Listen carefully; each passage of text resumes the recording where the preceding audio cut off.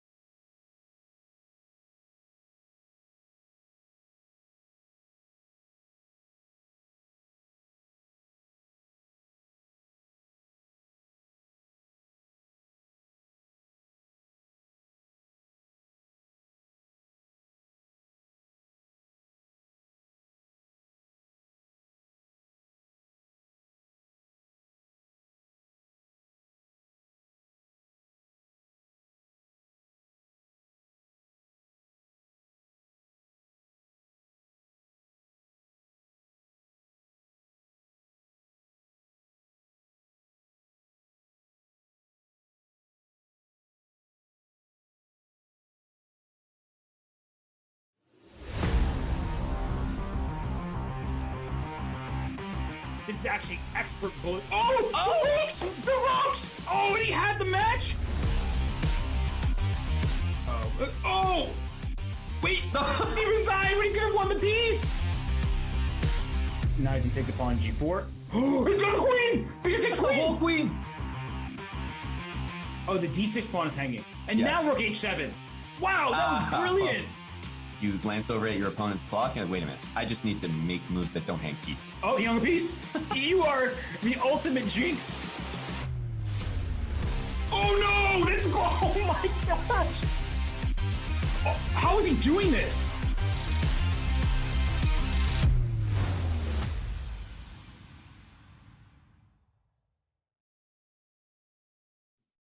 Welcome to another day of the Bullet Chess Championship presented by DigitalOcean. I'm Grandmaster Robert Hess. Alongside me today is a competitor and a commentator. It is Grandmaster Daniel Naroditsky. Danya, you had a great day of Bullet Chess yesterday. Thanks for joining me on the call today. Thank you, Robert. Welcome, everybody. Another day of Bullet. I'm really honored to be both commentating and playing. I got the best seats in the house, and today promises to be another very entertaining day. It certainly does. We have four excellent matchups ahead in the losers bracket, because yesterday we had you all in the winners bracket. Now in the double elimination format, we're getting to the players who can't afford to lose. So we have four matchups ahead today. We're going to start with the one between Ray Robson and Alexander Bortnick. We also have the matches between Sedwani and Argaisi. Brandon Jacobson, he's going to try to take revenge on a super grandmaster. He lost to Hikaru Nakamura yesterday. Now he gets 5 on Caruana. And last but certainly not least, Danya, Jose Martinez and Alexei Serrano. Yeah, all of these are mouthwatering matchups. As you said, it's win or go home. So if you lose, you are fully eliminated from the tournament. And, you know, people who had a rough match just recently, like Ray Robson, they're going to have to put it behind them. They're going to have to wipe the slate clean. And they're going to have to go for redemption. They certainly will. And there is a path to overall victory. That is the beauty of double elimination. So as we see the bracket, how it's filling out, we are in the second round here in the losers bracket, people who lost a match thus far. And you can keep working your way back and facing people who drop down from the winners bracket. But Donnie, I mean, there's just no easy matchups in this field. Not a single competitor is one that you could take for granted. No, and you particularly feel for Brandon, who had that incredibly rough match yesterday. And okay, your reward, you're playing Fabiano Caruana, who, as we've discussed, is much improved at Bullet. I'm really looking forward to that match. I'm looking forward to all of them. Yes, and well, you mentioned the reward, so we should probably talk prize fund, because not only do you get to play superstar players left and right, you do get quite a few bills coming your way. So the people who lose in today's matchups, they still take home $2,500. Not a bad payday at all. And of course, the winner takes home $20,000 for a Bullet tournament. That is a dream come true. That is an unbelievable prize fund. And it just raises the stakes even more. Not that, you know, the stakes are low to begin with. They certainly are not. And, you know, it's intense for these Bullet matchups. There's 30 minutes of Bullet action. They get a break midway through, 15 minutes in, but still it's really just a heated affair when you have to play Bullet game after Bullet game. No time to rest if you lost in a time scramble or if you just blundered a piece. And I have a feeling that we might see some very close matches today. I'm really looking. There's nothing I love more than things going down to the wire, going down to the last game, and you just get the sense that some of these matchups are very, very evenly matched. We'll see. They certainly are. And well, you know, at this point in time, I'm looking at the clock. We got to get set up for the opening match. I have to be honest. We do have to speak directly to the audience that the matchup between Ray Robson and Alexander Bortnick, of course, can't happen right now because Ray Robson is playing an over-the-board game of chess right now. So this match has already taken place. Donnie and I had the call. We look forward to rejoining you after this match. We want to thank DigitalOcean for presenting the Bullet Chess Championship. We'll see you in a bit. Hey, Carl. Hey, Todd. Deborah says you're working on a fancy app or something. You know, hold on. Not really working on it yet. I just don't know which cloud service to go with. Well, I've got a cousin on my queen's side that swears by DigitalOcean. Says they're easy to use, have straightforward pricing, and really focus on making developers happy. DigitalOcean, huh? I'm gonna check them out. What the hell? Dude, how are you doing that? I'm not.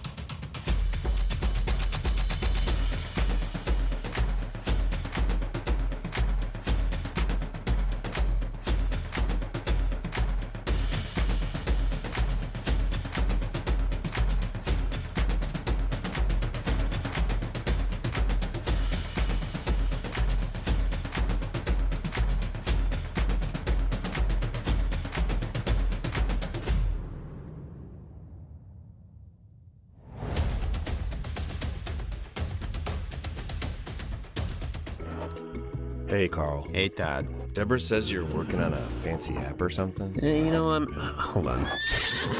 Not really working on it yet. I just don't know which cloud service to go with. Well, I've got a cousin on my Queens side that swears by DigitalOcean. Says they're easy to use, have straightforward pricing, and really focus on making developers happy. DigitalOcean, huh?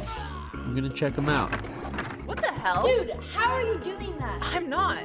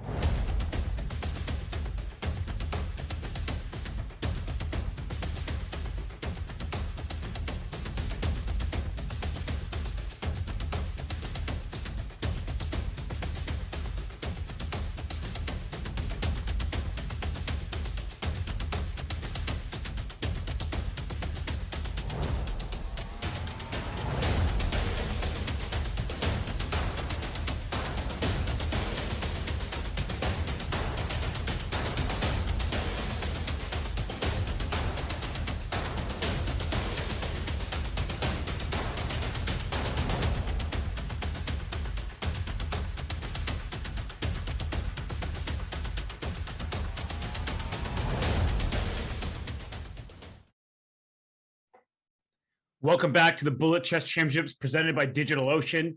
Yesterday, we had 4 exciting matches. If you've forgotten already, Hikaru Nakamura, he led the way. So did Daniel Naroditsky, who's on the call with me right now. It's always an honor to be with somebody who has not just a great commentator's voice, but also a winning chess style. But now it's all about the losers bracket today, Danya. So we are in losers round 2. We're starting off with a match between Bortnick and Robson.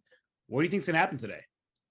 Thank you, Robert. And that's it. They have to win to stay in the tournament. Ray, he had a rough match yesterday. He can't lose to a commentator. So he's going to be angling to redeem himself today. You can see here the insights, average accuracy, very similar. Bortnick, unbelievably experienced bullet player. And I think we have seen the role of experience shining through in this tournament thus far. Wins by flag, pretty similar. I think they're fairly evenly matched at their best, but Bortnick is a little bit more consistent. Yeah, I think that's very true. And I'm looking at the losses by flag. It looks like Bortnick loses most of his games on time, but he doesn't lose many games to begin with. So that stat, it's not misleading. It's just good luck beating him in the first place. Yeah, and he likes to take his time. He's an incredibly fast time scrambler, and obviously you're going to lose some games if you play like that.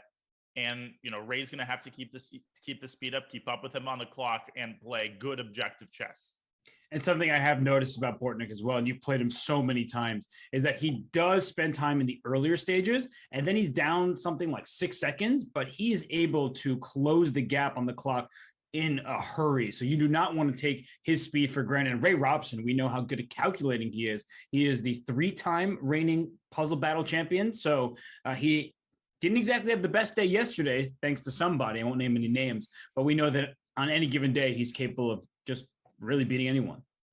Absolutely. And the games have kicked off. Bortnick with the white pieces in game 1. We have a Caro-Kann and already a deviation from Ray's set of openings yesterday. And I don't know if Ray played more bullet after your match, because he was starting at around 3,200. Now he's down in 3,130 territory. But this is a theoretical discussion that is being had at the highest of levels. Now it looks like White's attack is just free. G5. And how do you stop this? This is not looking very comfortable. Ray simply takes the pawn, fearless. And Bortnick has to find the key to the kingdom here. Does he take on G5? He goes 94. He wants to preserve his bishops. This is exactly the kind of position you don't want in a bullet game if you're black. No, because bishop takes h6 is coming. Bishop takes c6 could win an exchange. I mean, the g7 pawn is just very tender here, and there might even be a quick mate. H6. Oh, gosh. Or even rook takes g7 might even work. But I wouldn't experiment with these kinds of moves. It's unnecessary. And in bullet, you don't want to tie yourself into knots trying to find the sacrificial way. But wait a second, bishop rook b7. h6. Rook h6. Oh, rook h6 and queen h7. He takes the bishop. Okay, so he's still winning. Yeah, I mean, the king is just so exposed over here. Bishop f4. I mean, it's a good deflection idea. Unfortunately, the queen opens up to h7 afterwards. So, all right, well, that is not the secret sauce there for Ray. Not a great start.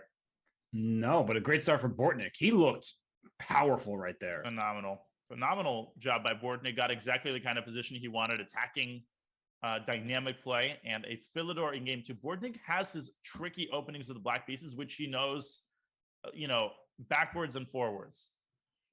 And I mean, this was one of the king's still in the center. He's taking pawns, but he's trading off pieces. This looks terrible for black at first glance, but you see the eval bar. Now it's starting to creep upwards. Before it said it was about level. I mean, I couldn't play this myself, so it's clear that he studied it quite deeply. Yeah, he has, and he's kind of unfurled his pieces. There aren't really any targets in black's position. There's only CVS. That was a good one. That was not bad, right? Yeah. And knight d5. Now the position starts to heat up. Ray's getting his pieces into the center. White's got to watch out about his king, because if the knight swings over to a4 at some point.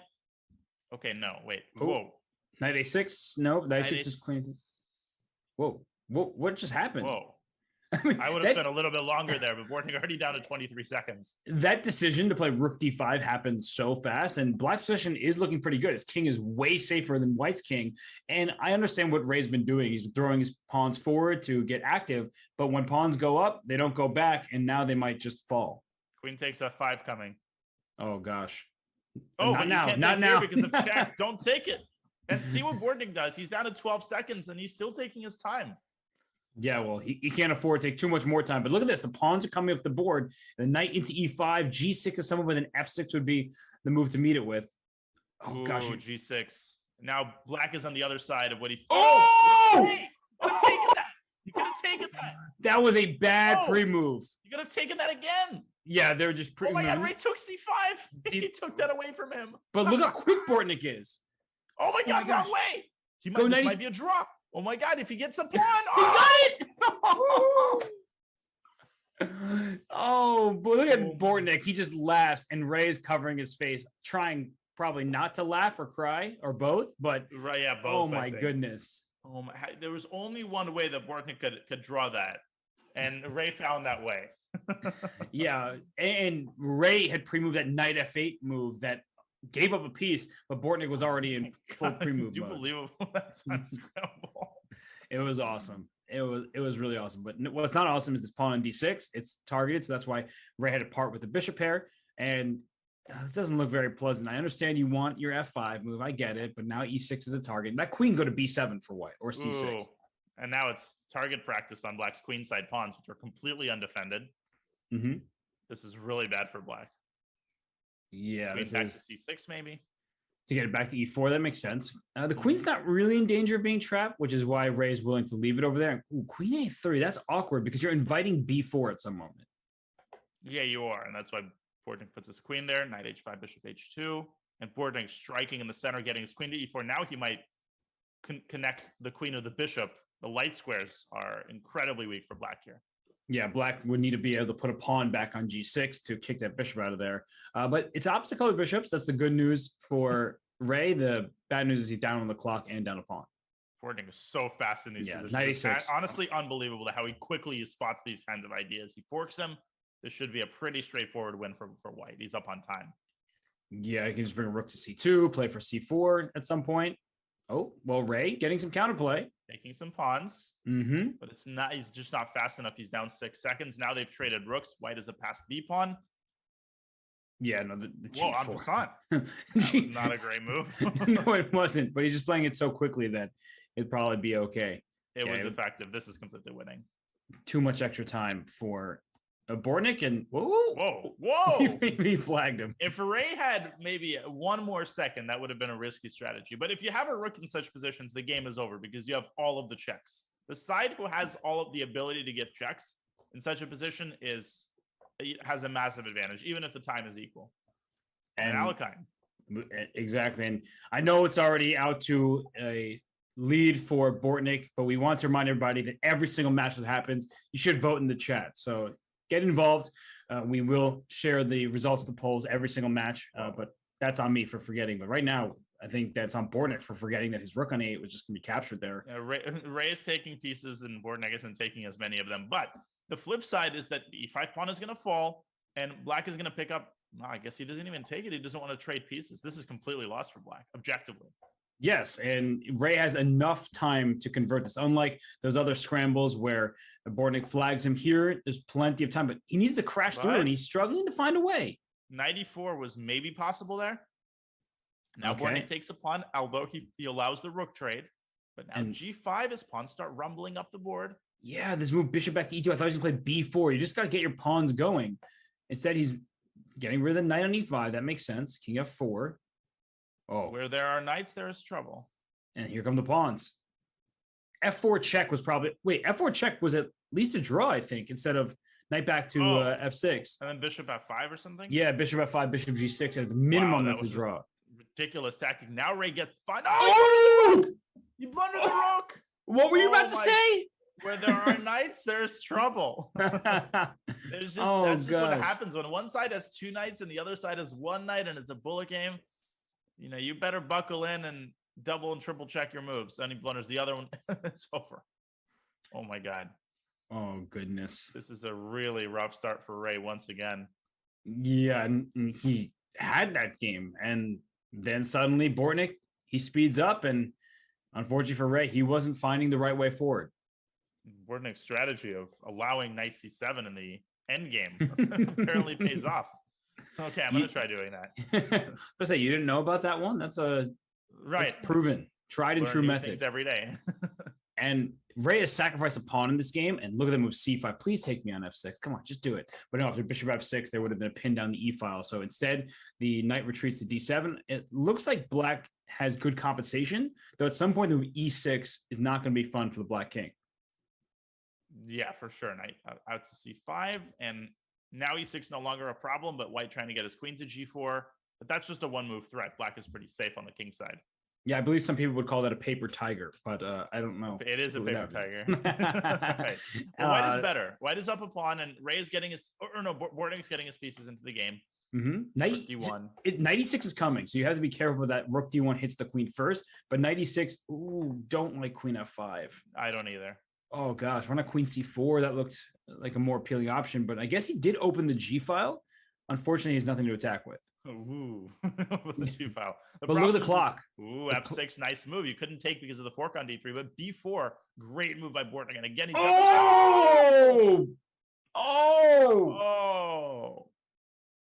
he was up time. Bortnick just took a drink of water, by the way, or a coffee or whatever that is. Yeah, we know what that means. Oh my gosh, rook d6 with the mouse slip. Nothing going tilted, just not good. Just not his day. Jeez. No, you got to feel for the guy. That's just one of those moments where finally he had a lead on the clock. He was trying to take down Bortnick, but Bortnick strong. The pieces were in place, but no, the mouse was not. No, it wasn't. And right now, again, Ray has a sizable advantage on the clock. He could punch b5 through. Probably right now is interesting. He was knight a4 instead. Allowing b5, which I don't like. Whoa. Okay, the open c file. The c6 pawn is a target. The knight on h5. That's way too far away from the action. I don't buy this, though. Look at the bishop on g2. It's totally blunted by black's pawns, unless white can crash through using his rook alone, which he actually might be able to. Rook c, it's a very savvy move. If b7, then he goes rook b8 and he wins the b pawn. Ooh, so, bishop takes b5. But knight takes b6, and black is out of this. So he throws in b7. I think that was smart, practically speaking, because look at the clock. Ray is up a lot of time. Ray has to be able to flag him here. Rook a5, I would snap off at least one of the pawns. But you don't want to trade rooks, so that's why Ray is keeping. Oh, great move by Bortnick, though. Oh, and king d7, and now it's getting complicated. But 10 seconds for Sasha. Can he get to the b2 pawn? And there was that was such a good pre-move by Bortnick, knight b7, because rook g8, rook e8 check was a threat earlier, and he won. Oh, again, he steals the game from the jaws of defeat. He gets 6 seconds. Yeah, no. Pre-moves are so off today. Okay, but still time to flag him. 2 seconds, though. I think. Whoa, 1 second. He took a Wilder. He's got to take the other. He got one pawn. Don't take the other pawn. And he manages. Whoa! Knight f6 made a 1. Knight f6 was literally made. How did he do that? I feel like Ray's just moving too slowly, and I'm not used to seeing that. There's a reason why his rating before your match yesterday was nearly 3,200 in bullet. Something's off with him right now, and he's just not playing with the confidence and speed that we're used to. He's playing very decently in the first part of the game. I have to say, he's getting, workable positions. But then he falls off a cliff at some point, either with a really badly timed pre-move or just, no confidence in the end game. And now he's just got a terrible position out of the opening. Yeah, but he's got the long-term advantage of playing against an isolated pawn. But you're right. Your king is on f8. There are many pieces on the board. Don't blunder your rook on d8. What's more important in bullet, an isolated pawn or a king on f8? Well, in the conversations I've had with Capablanca, no. The king on f8, not great. But this queen e7 move, where's your queen going? To h3? That's not very threatening. If Capablanca was watching this, he'd land in the hospital. Like, what is this? Rook b8? Okay, well, now black's doing well. But white's got that knight, and that knight is wilding. Rook f6. Knight c4! What did I tell you? Oh, my gosh. So rook b7 was the only move there. Instead, walks right into a fork. You're right. How many forks has Ray missed in this match? You're right. Bella Swan would be proud. I just don't know what to say. I mean, this match, it felt like it would be a relatively close one, and now we're just seeing domination. But I'm not going to let you slip. Don't laugh like you understood the reference. No, I wasn't even listening to you. Oh, well, good. At least you're honest. Yeah, no, I'm being completely honest. I was trying to think about the match. What'd you say? Well, I said Bella Swan would be proud because the Twilight takes place in Forks, Washington. Yeah, I didn't read read Twilight. the book entirely. No, I didn't read it. I didn't watch the movies. I admit it. You know, that's a pop culture reference that went above my head. It's okay. We all make mistakes. We all don't know everything. I gotta have the spotlight ones in that regard. I think you made the mistake by reading it, probably, but that is also another fork. No, but 92 allows White to trap his other knights, and Bortnick sees this stuff so effortlessly. Yeah, no, look at this. What's it? It's only one extra pawn, but it feels like two. Oh, and Rook D8. Rook D8. Oh, or C4. Knight D2 now can be played. Wow. It's another win. I think maybe you inspired Bortnick after your performance yesterday. Or Ray seems like a broken man right now. Yeah, well, again, I'm going to blame one person in particular for it. I don't know. Retired commentator. Oh, well, we're not talking about me here. So anyway, this position, look at Bortnick. He's now a little bit ahead of the clock. He's pushing his pawns to the board B4 and C3 coming, or he's going to take every piece. Yeah, and every pawn. Okay, Ray is now up on time, though. Yeah, Bortnick gets himself down to 5 seconds, and he's not even moving fast. Ray should be able to flag him here. This is a flaggable game. I think Ray should have taken on F6 with the bishop before, but okay, we're going to pre-move. Oh! Ray's starting to take all the rooks. Go! Move! No, he's going to flag. Oh, my God. He's going to flag again. Oh, my gosh. This is just... all chambers are filled for Bortnick. He's up 7-1 as we get into the halftime break. And he blundered his rook. He was the one down multiple seconds in a time scramble, and yet he's the one who flagged Ray Robson. Alexander Bortnick cannot be stopped, but for now, he must be because it is the halftime break. We'll be back for more from the match between Alexander Bortnick and Ray Robson here at the Bullet Chess Championship presented by DigitalOcean in just a few.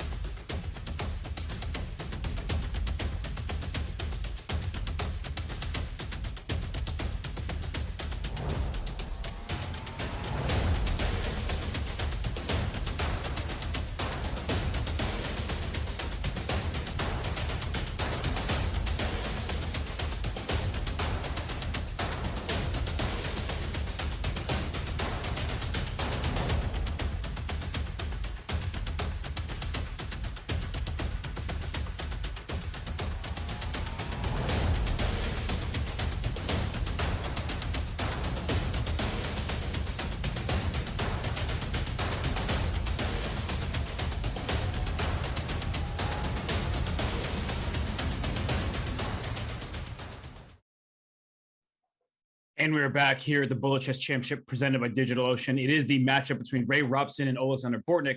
The winner of this one takes on the winner of Brendan Jacobson versus Fabiano Caruana. But right now, it's all Bortnick. He is up 7-1, Danya. I know when you woke up this morning, you were not expecting the score.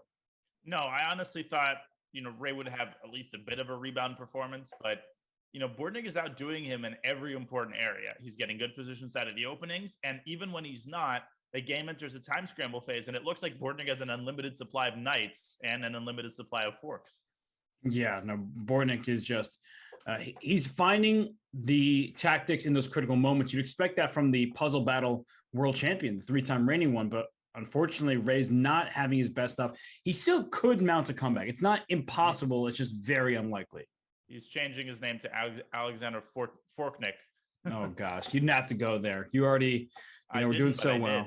Yeah, I know. You had that target joke earlier that I liked. Now you're throwing in unnecessary puns. They have to just come naturally, I'm just gonna let you keep talking. Now, Bishop takes F3 there was a possibility for Ray, crippling White's kingside pawn structure. Instead, Bortnick's gonna go D5 at some point, blast the center open. This is looking real passive for Black. You mean knight G8? That's an active move. I thought it was really active. Very aggressive play here.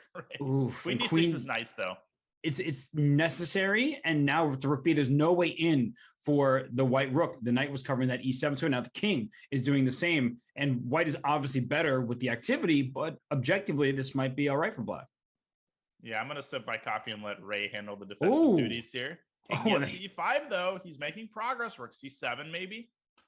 It would have been a sad checkmate if that king went up to E4 and then the other rook eventually went to E1. He's flirting with disaster there, is Ray. Yeah, but he's also has a 10-second lead on the clock. It seems like he always does, and then that 10-second lead evaporates within like 5 moves. Okay, rook C6. We've been seeing a dance of the rooks. If he takes, he wants to win this. That's why he took on F4. He don't want a repetition. Bortnick's about to turn the Jets on. Yeah, but he just shot rook C3. Pre-move that. Come on, stop pre-moving. Rook C2. Take B4, take A2. Oh, I thought he blundered a rook. I'm just so used to it at this point in the match. I would throw an A2 at D5, start pushing the D pawn. Black is just winning here, I think. Oh, but not after that move. Oh, he just allows rook takes D4. Throw checks in. He's up 2 seconds, but look how fast Bortnick is. He's got all the checks. But Bortnick's going to win. Bortnick's going to win. Yeah, I believe that because Ray is not pre-moving. Oh, there. As soon as I say he's pre-moving the pawn. Go. Oh, and he has to take. Oh. Okay, Ray. Ray. No. He can't do it. He just can't keep up with Bortnick's. Bortnick's pre-moving is fiendish. And let me tell you, I can't keep up with Bortnick's pre-moving. If I get into a time scramble with Bortnick, it's over. I do appreciate the modesty. I do appreciate the modesty. But Bortnick, you're right. You see it in those moments, right?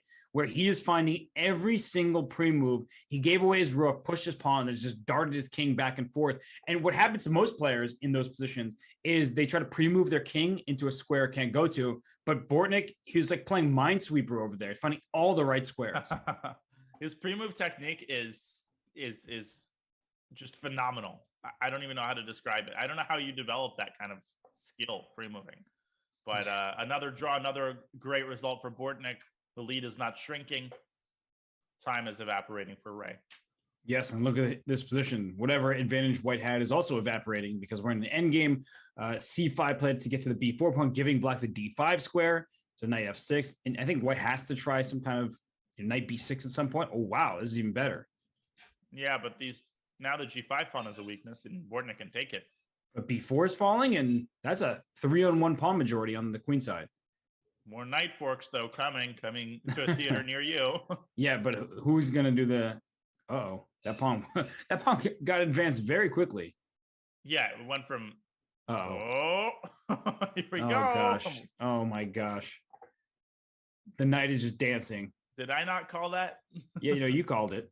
And he pushed the pawn maybe a bit early there. But, okay, Ray's up a lot of time. Yeah, but fork. I love that's all you need to say, but fork. I know what you mean. So far, he's holding on, and he's still up on time. Oh, F4. Oh, knight G4 there was very strong. He blundered the exchange. He got it. But he still has the knight. Yeah, the knight is so tricky.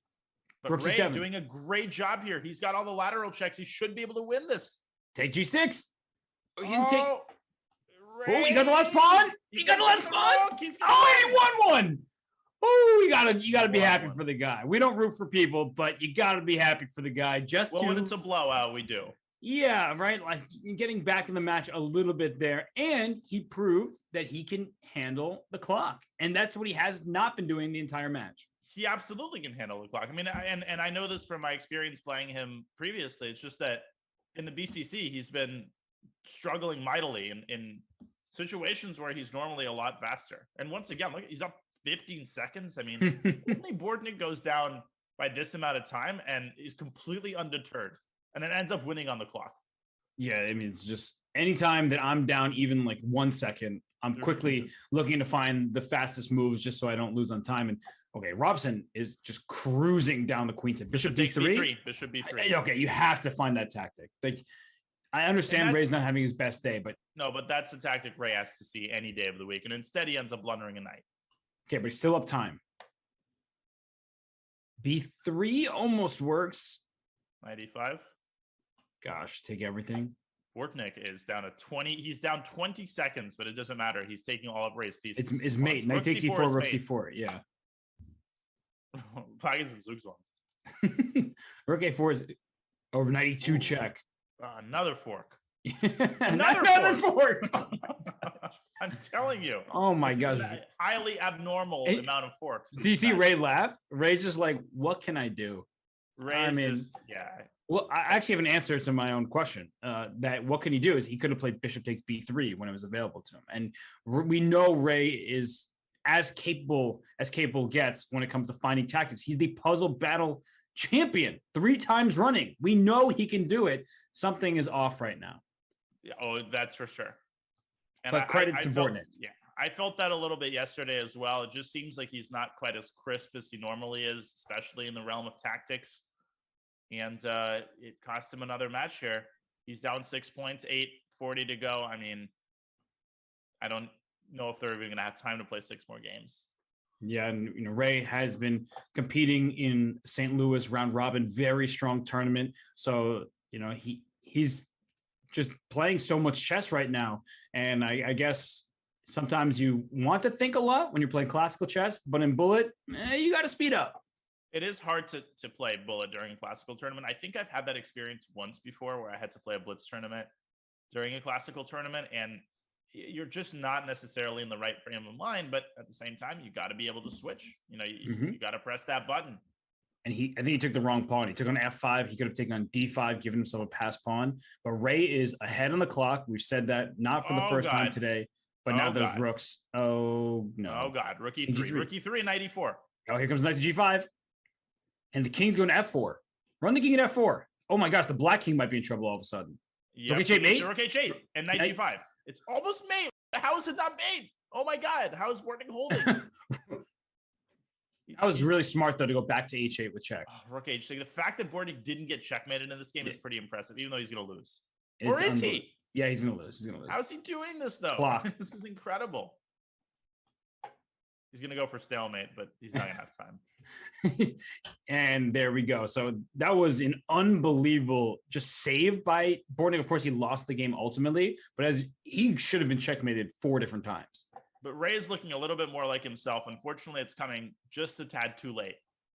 Well, he does need to win 4 games and then be able to start the last game in time, right? So if he can get this winning streak going, he still technically has a chance.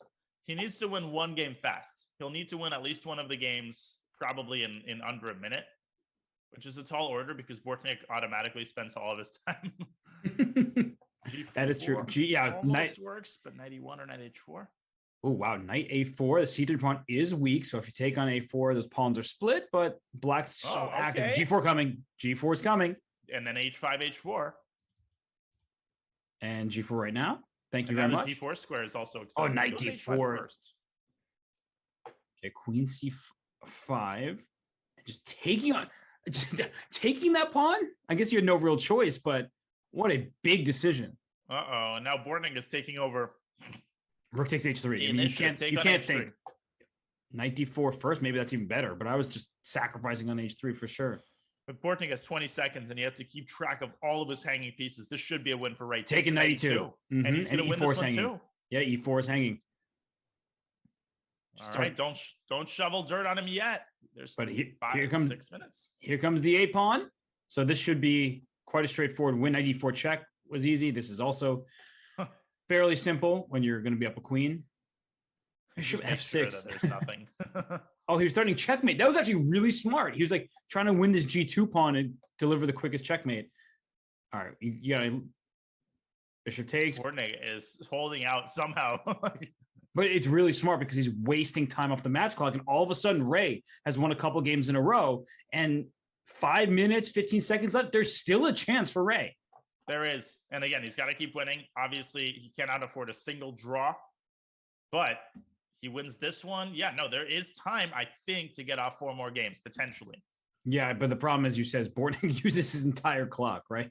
And Ray is the one who needs to speed up. And he's been doing a better job in these recent games. But look at this game, for example. It's pretty close. There's no easy way to win quickly. So, yeah. All right. Well, now it looks Ray's bad already better. Oh, well, no, he's not. Sorry. He was, and then he wasn't. His advantage evaporated. You take B7, you lose A2. That's not ideal. Ooh, E4 is under attack now. Oh, now White's position starts to collapse. No, I don't see Ray winning this game. Look at Bortnick's pieces, all of them perfectly coordinated. Rook's coming to C2. Yeah. Takes that. Wow. I mean, that pawn is just unstoppable. D2. Bortnick's up on time, which is a particularly scary prospect. Whoa, that was a really bad move. Because now White is the outside pass pawn. That was an abysmal decision by Bortnick, but he might still win this game. 92, 92, 94. For sure, but he wants to. Ray has to see. But Ray wants to keep the king out, so I think he might have done that intentionally with the goal of keeping the black king away and then going for the passed A pawn. But this is not winning. Although if you can get your knight, there's where do you get your knight? He's got to try 94. Okay, Ooh. knight. Oh, don't with the pawn. He's gonna give up the pawn. Yeah, he there's nowhere to get the knight to, and he's gonna get flagged. And now he's losing. You called it. Oh gosh, he's gotta get his king to E4. He just has to make a pre-move, like take on D6 or something, right? Oh god, bishop F4. Oh no. Yeah, that's it. That's all she wrote. Oh my gosh, and Bortnick just lightning speed here. And Bortnick never makes mistakes in these time scrambles. He never stalemates. His mating technique is unbelievable. Well, that's also the match. I think we can certainly call it now. Alexander Bortnick has been a monster in this match. Sure, we've had discussion about how Ray hasn't quite seemed to be himself, but Bortnick's punishing him at every moment. And the fact that he could even survive those difficult positions, that's already a testament to just how strong Bortnick is. And he'll continue here at the BCC. And he's more consistent. And you know, in the BCC, you have to be incredibly consistent, right? You have a single bad stretch, whether it's 10 bad minutes and you dig yourself into a huge hole. There's only 30 minutes per match. So you can't afford, to give any games away. Bishop B7? Yeah, it's a nasty tactic.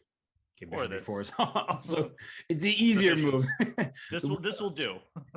Piling up on the pin piece. Yeah, that's okay. We'll forgive for not playing Bishop B7 before. This will do. Oh. I think the sound effects are all we need to signal the kind of position that Ray is in here. Yeah, it's a very one-sided game. Ooh. Okay. And Ray's up a lot of time. It's not a good sign when you can drop a piece like that and you're still completely winning. Although,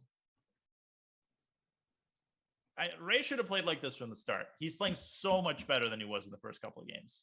Well, he's playing faster, which in bullet terms is better. Right.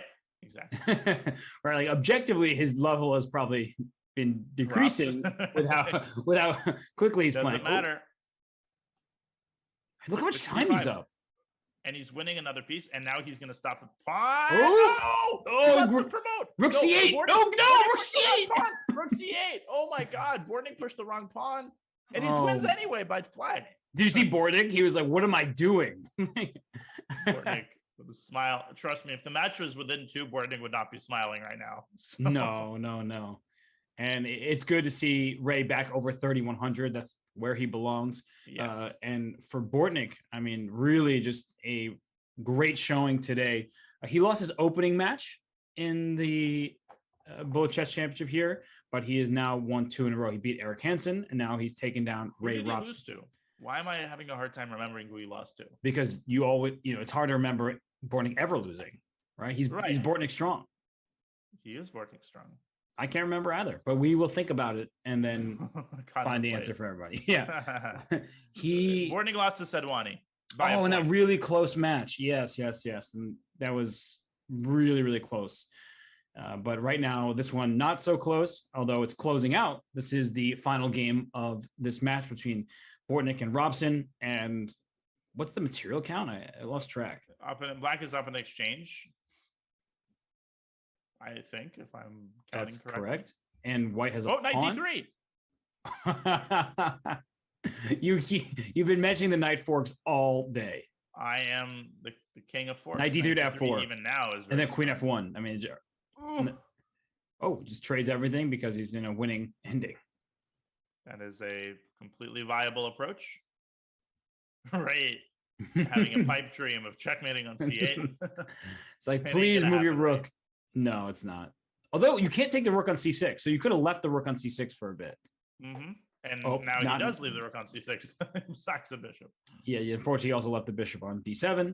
And well, Bortnick, as he's done all match, he may have been down in time at some point. Not at the end. He wins by checkmate right here, right now. And it is Alexander Bortnick winning this one 10.5, 5.5. What a performance, Danya. It was a one-sided match, and it was a wire-to-wire victory. It was from the very beginning. Bortnick, like I said, was better in all key aspects. He was down on the clock in a lot of the games, but when he needed to, he turned the jets on.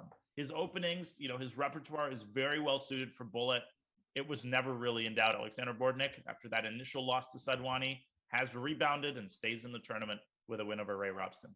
That's right. Bortnick flexes his muscles. He will move on to the next match. And we're going to move on to the next match because we still have 3 exciting matches to come here at the Bullet Chess Championship presented by DigitalOcean.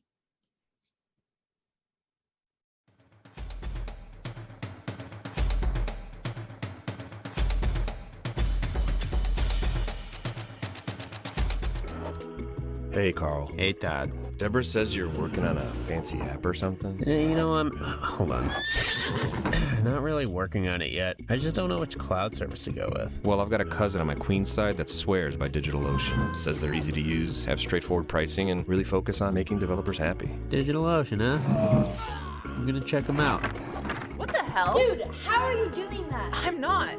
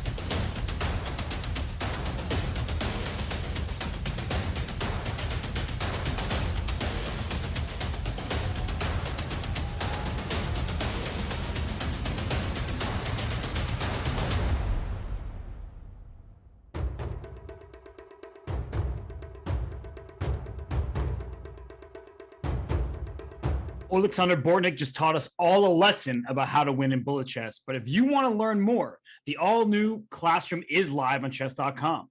Classroom offers the very best virtual class experience for coaches, schools, and students. You can connect with anyone at any time with native video and voice conferencing. Check out the best way to teach and learn at chess.com/classroom. Well, we've learned who's going through to the next round of action. That is Alexander Bortnick. Donna, he had a great performance earlier today against Ray Robson. But next up is Raunak Sedwani and Arjun Argaisi. Yeah, I'm really looking forward to this match because I think they're so similar in strength. We had Alexander Bortnick in the chat, polling the chat about who they think is going to win. It is incredibly hard to say. I mean, look at that average accuracy. Raunak, the more experienced bullet player over the course of the past year, but in all other measurements, pretty similar. Looks like Arjun might be a little bit faster due to the last statistic.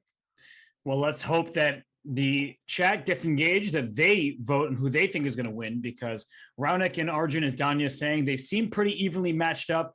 I'm going to give the nod to, this is going to be difficult. I don't know. I don't even know what I'm going to say, even though I'm talking. Let's go with Raunak. No, and I do think that Raunak should be the slight favorite because he is playing all of the events on chess.com these days, Title Tuesdays, various, Rapid Chess Championship, qualifier events, you name it, Arena Kings, he's there. So I think that the mouse speed is essential. And so I'm going to give the slight nod to Raunak. Yeah, he's unbelievably experienced. I, for once in my life, have to agree.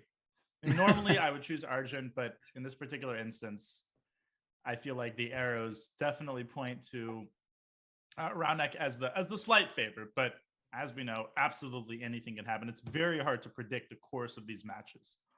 Well, we can't forget who Raunak defeated in the Bullet Chess Championship presented by DigitalOcean thus far. I believe he beat Alexander Bortnick in the first round of action. So if he can beat Bortnick, and we just saw how dominant Bortnick can be, I think that he's going to be a tough match for anybody. But we're off, Danya, and Raunak gets white in the first game. Big rating disparity here, but again, don't pay too much heed to that.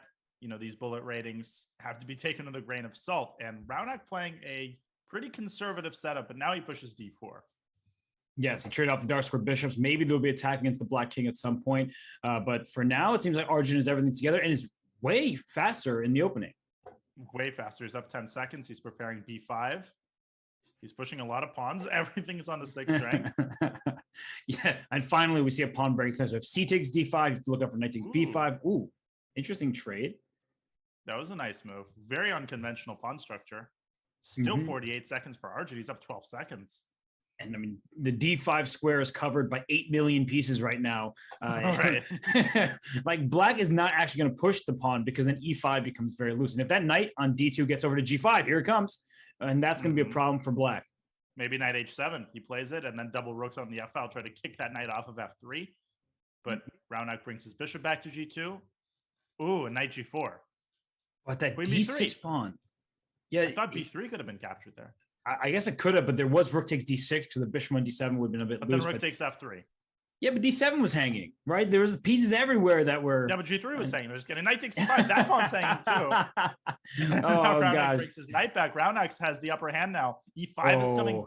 Ooh, Arjun's Nice. collapsing here. And if black was e5, there was knight e6. And that's why, all the pieces going for queen e5 check Disgusting. is going to This win is material. over. Yeah, that's done.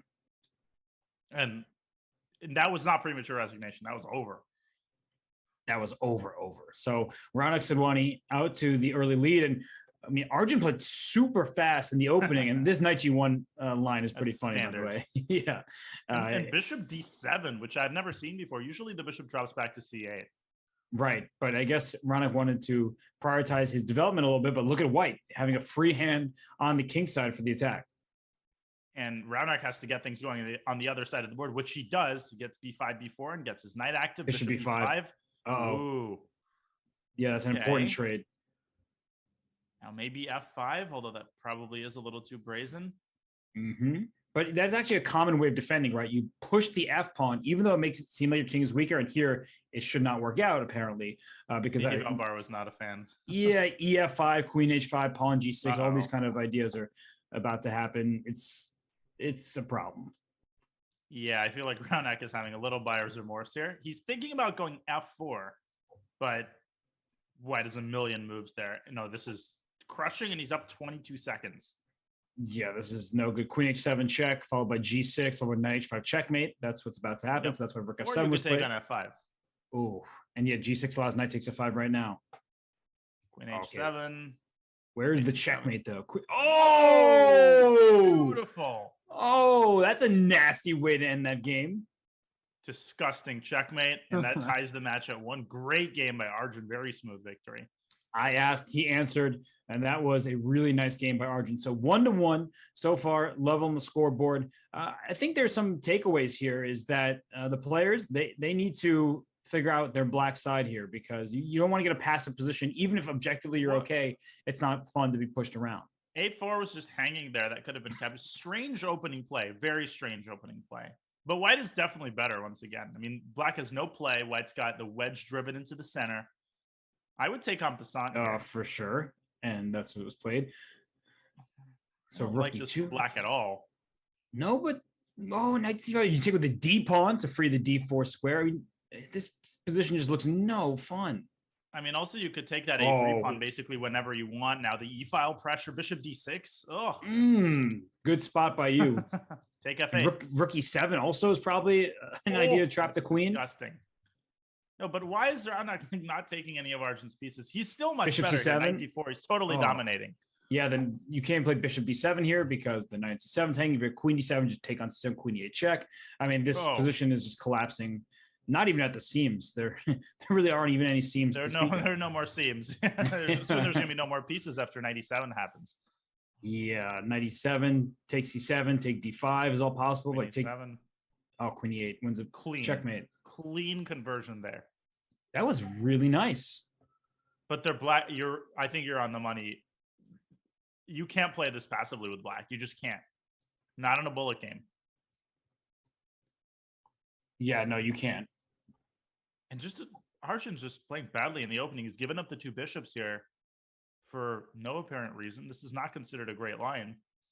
No, because Black has more space and the pair of bishops, and it's an open board. So I don't really understand the start of this game here from White's perspective, but maybe Arjun hopes just to play quickly. He is up on time.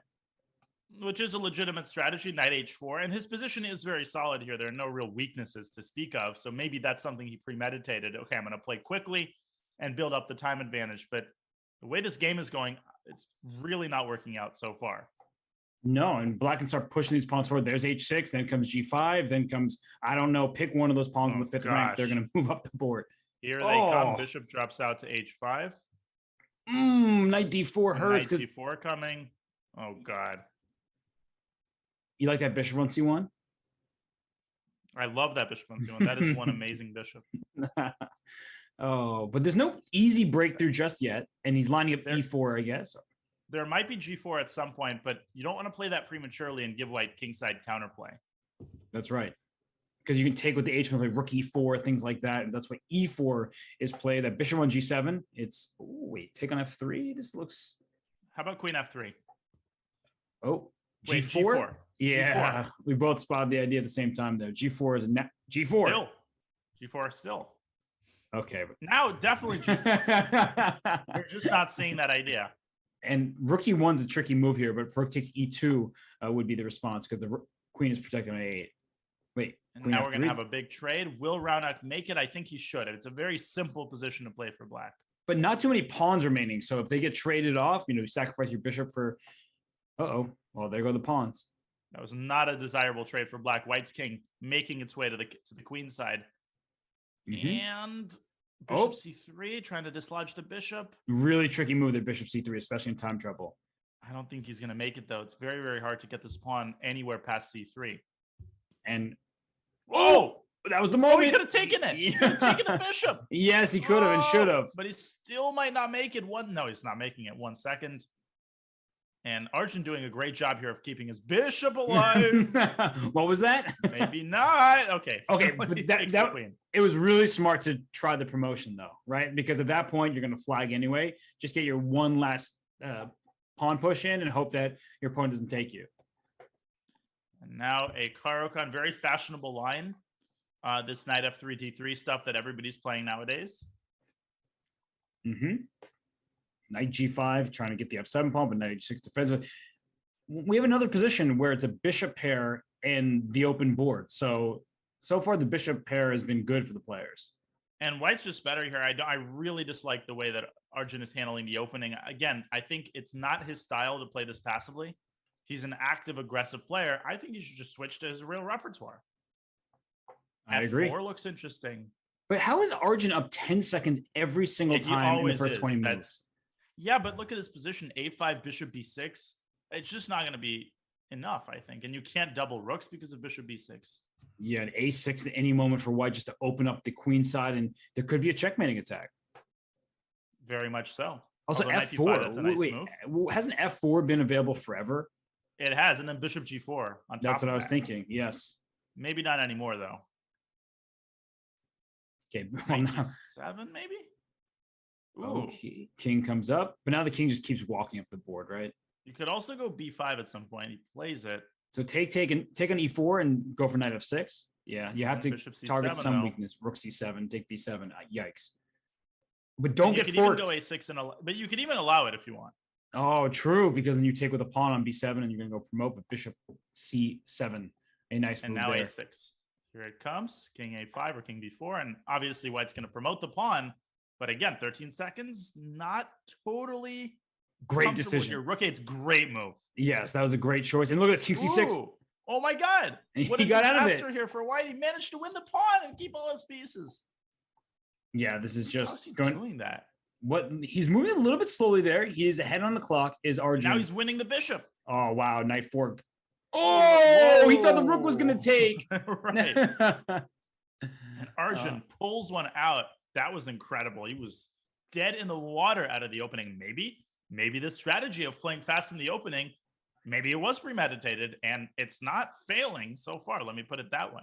No, and now that it's an even score, we will announce the results of the community poll. 72% of you said Raunak would win this match, leaving the other 28% with Arjun. It's 2.5, 2.5. So it's anybody's match thus far.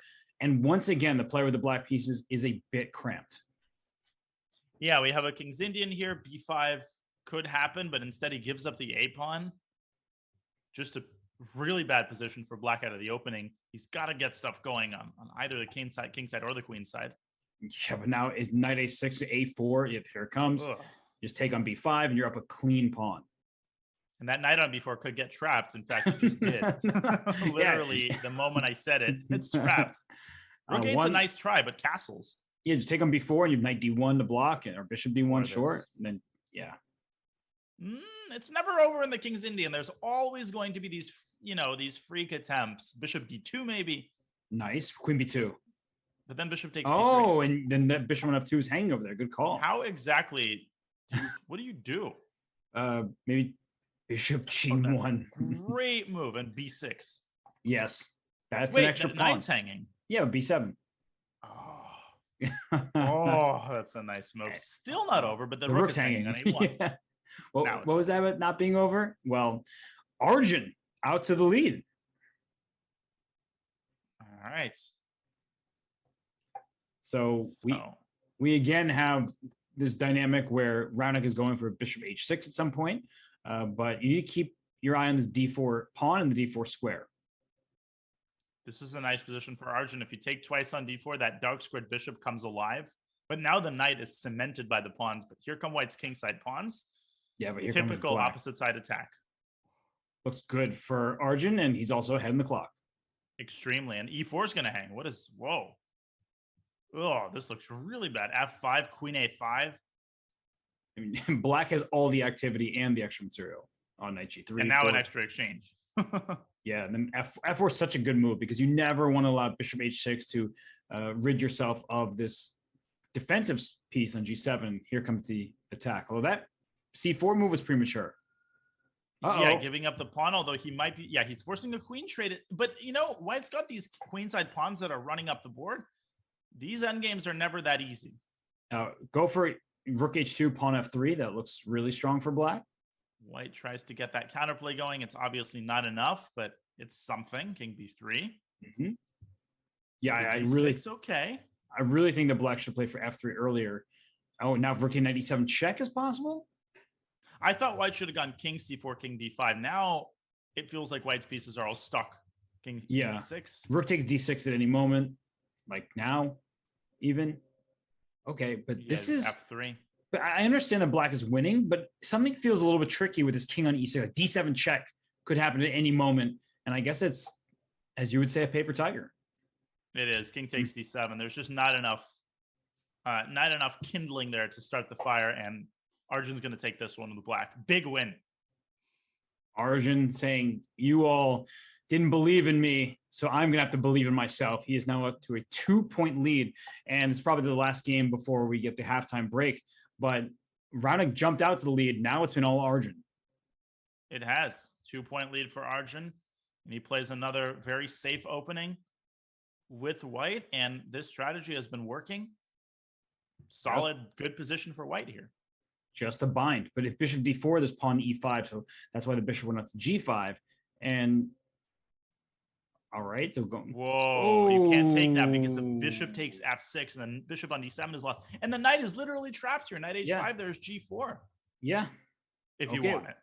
he's just going to go and win the pawn on d6 instead, it seems, and that is certainly sufficient for a huge advantage because c6 will be weak. All right, you just take on Round just h3. not sharp. Bishop back to g2 maybe, or even just rook c6. Look at the time advantage for Arjun.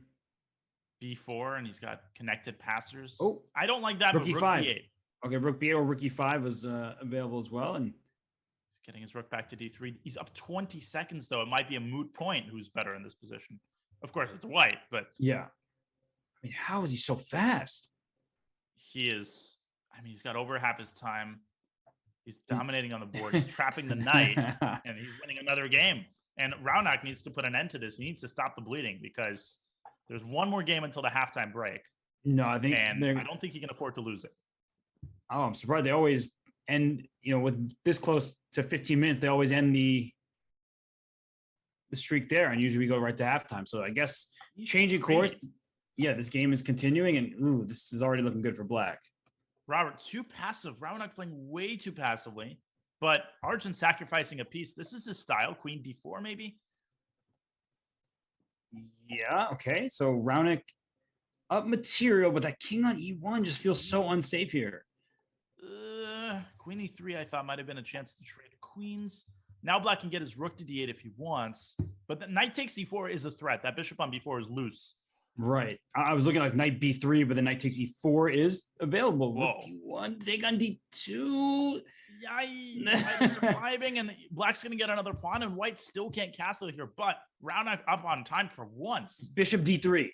Bishop d2, and then queen a4 maybe? Oh, No, my but now gosh, the knight this- on d2 is stuck in this massive Ye- pin, and black's going to play rook takes d2 in the end. Oh, queen takes f2, rook takes d2. Oh, I've castled bishop d4. Oh, Oh. gosh. Rook d2, rook d8, it's over. Yeah, this is just totally busted. Arjun Argaisi is on a roll in this match.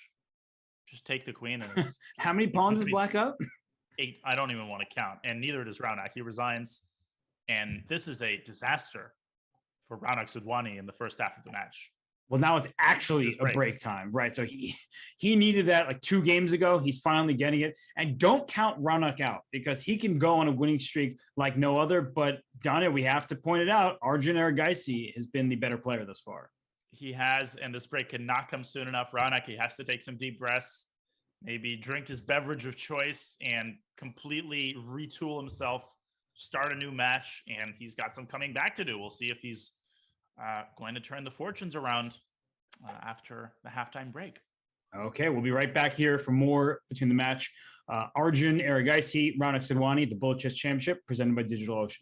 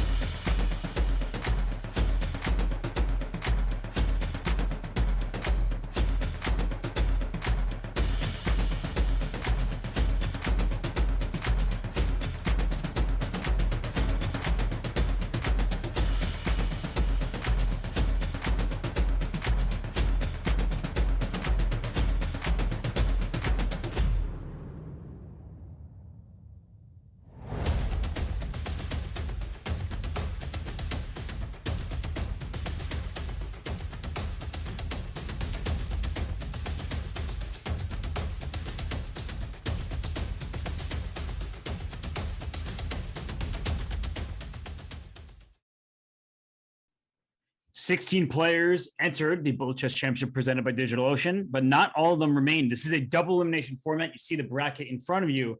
And Danya, I mean, we're in the losers bracket, but all of these players can win this entire event. Yeah, and that's what makes this tournament so exciting. It's the fact that anybody can have a good match, anybody can have a good tournament, and they have their backs against the wall, which makes this even more exciting. For sure. And Arjun Argaisi, he's up to task, right? He is just obliterating his compatriot, his fellow Indian teenager in Raunak Sedwani. So what can Raunak do differently in order to have a chance here? Openings and active play. Raunak is playing way too passively.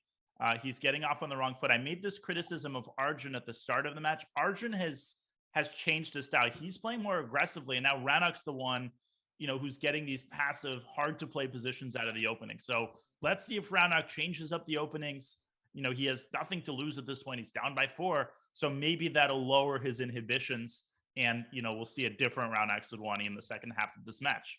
And Arjun's just been faster and stronger. That's a deadly combination. So for Raunak, he needs to speed up in the opening. He needs to play with a bit more accuracy, I would say, because whenever he does have a good looking position, it feels like Arjun is able to work his way back in. And that King's Indian that we saw, for example, that was not working out for Raunak. So he needs to find his footing.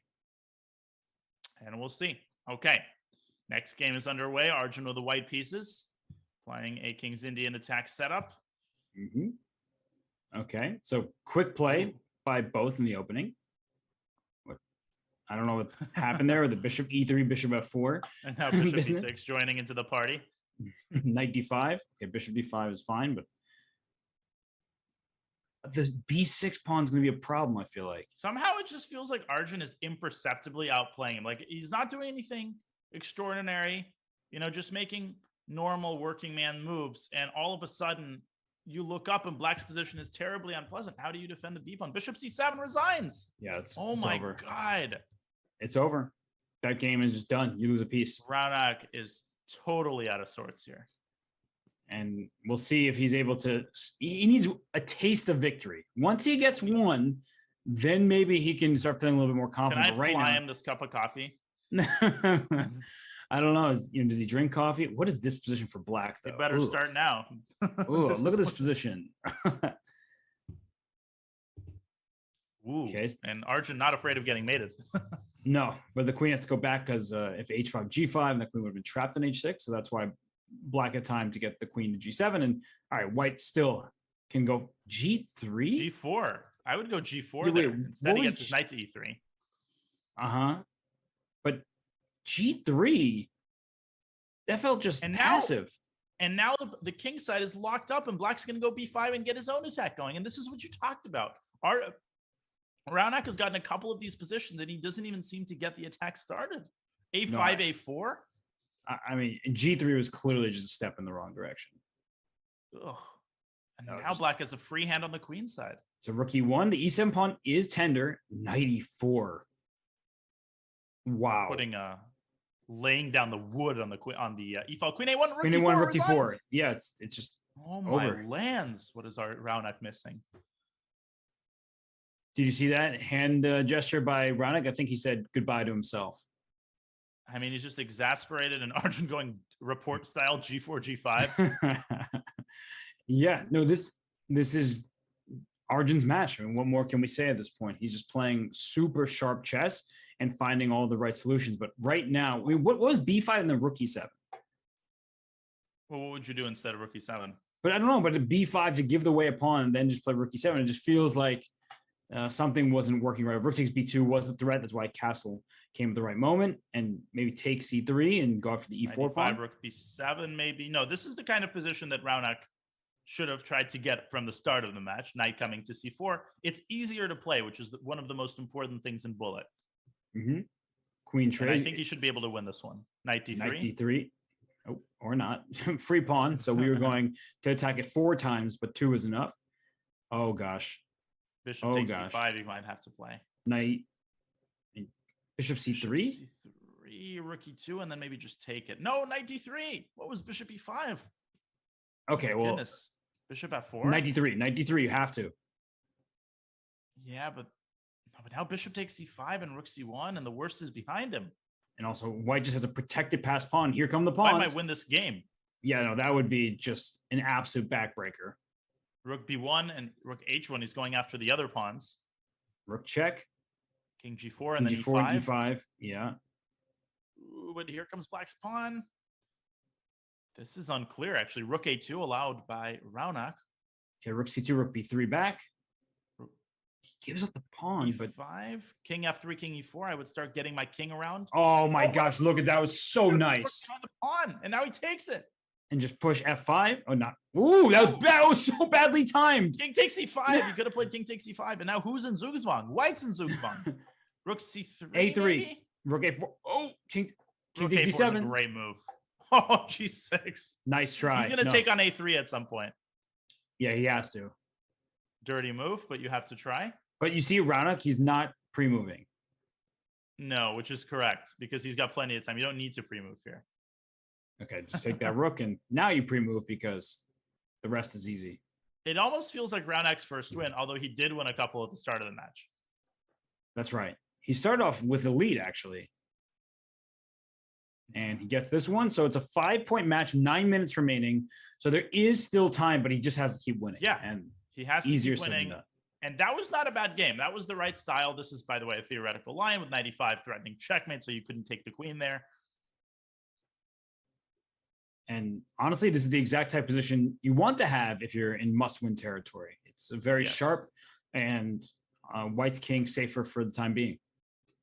Let's see if Raunak can avoid Whoa, blunders. C4, See, C4. that's another moment, right? Like G3 in the previous game. Go play ambitiously. Don't stop on C3. Go C4. He's playing like an old man. Raunak is not an old man.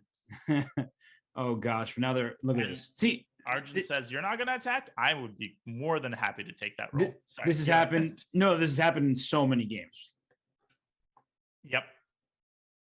And white's still very much in this game. Yeah. Okay.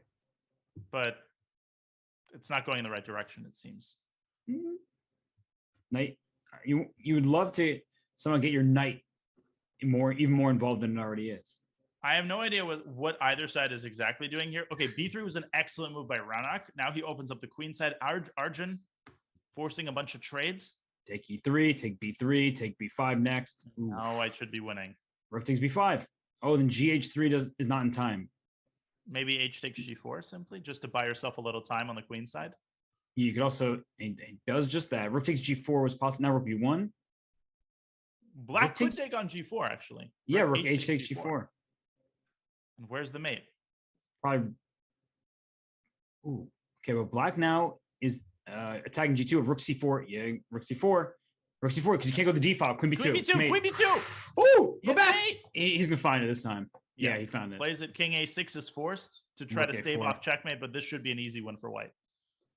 Yes. Just don't pre-move. No. That pawn was gonna go promote if you were not careful. And Very now you good got the pawn. technique by But Raunak. don't- He's going to eliminate the pawn. But see, it's really smart. He didn't pre-move queen takes pawn because black could have played rook d3, anticipating a pre-move. Exactly. So you need to know when to make the pre-moves. And here we go. This is the And he time. just needs to make another queen. He's going to win the game. 6.5 to go. There's enough time to make a comeback here. He's got to keep winning exactly in this style. All right. So 2 wins in a row, 4-point match. Needs to have 1 second remaining when the last game starts. So if Raunak can win 3 in a row, 3 more in a This row, is I should giving say. me Bortnick by whoa. This line. Oh. I know this is a line. I've had this in Blitz and Bullet before. It's not sound. It's not sound. You know, this kind of reminds me of the match between Charlie and Ludwig. Yeah, it definitely gives off those vibes. 100% gives off those. This Scandi with like Bishop H3 and Queen H5. Except Uh, Arjun didn't miss mate in 1 and didn't fail to take hanging queens. Hey, not everybody's perfect, okay? But look, black is all of a sudden has 3 pawns. Knight take d3 is coming. Oh, I would have definitely taken on d3. And now And take then on knight d3. f5. Now he's got a 4th pawn for the piece. Oof. Raunak, he is clearly improving in these last bunch of games. And by the way, it's tough love toward Charlie. I wouldn't be me if I wasn't, critical or Waste critical. Okay. I actually didn't say that word. Yeah, I got you. I got you. Push the pawns, all of them. Okay, king f6. Restricting the knight. h5, h4, g5. Push them all. Ronak. Here's Johnny. f4. Oh, e5 check.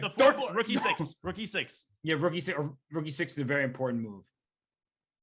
I don't know about king e7. Does he want rook h6 or something? Oh, king g5, rook h8. Oh, he's just king over. King c7, king b6. Nice. He's just going to take b6, take a6, and that's going to be all she wrote, basically. Yeah, I don't care. Even if the eval bar said this was even, it's just impossible for white to play this. King h4 may be the only chance for white, and then king g5, king f5, and he makes it in time to defend the pawn. And but b2, that was a bad move. King takes a6. It was a bad move. Okay, but look at the clock, by the way. Yeah, but he went the wrong way. He shouldn't have. Now the king is blocking the pawns. Oh, and now rook b7. You got to go rook b7, rook d8, but then rook b7. Oh, a5. Okay, no, he's got B2, this. b1 queen. b1 queen's coming, and then queen b5. Pre-move it. Queen g6. Anything is winning. Oh, rook d4. Whoa, wrong way. Oh my God, he might. Oh, queen a7 is mate. Queen a7 was mate. He had mate one. Anyway. But wait, Arjun had mate in one. Yeah, he queen a7 checkmate when the king went to a5. Oh, and the rook was on b4. Oh my God. And another win at the end of the day for not the smoothest technique, but it got it done. Ronak wins. Down a 3-point lead with 3:40 to go. Is there enough? He's gonna have to win one of the games in under a minute. Yeah, that's not gonna happen.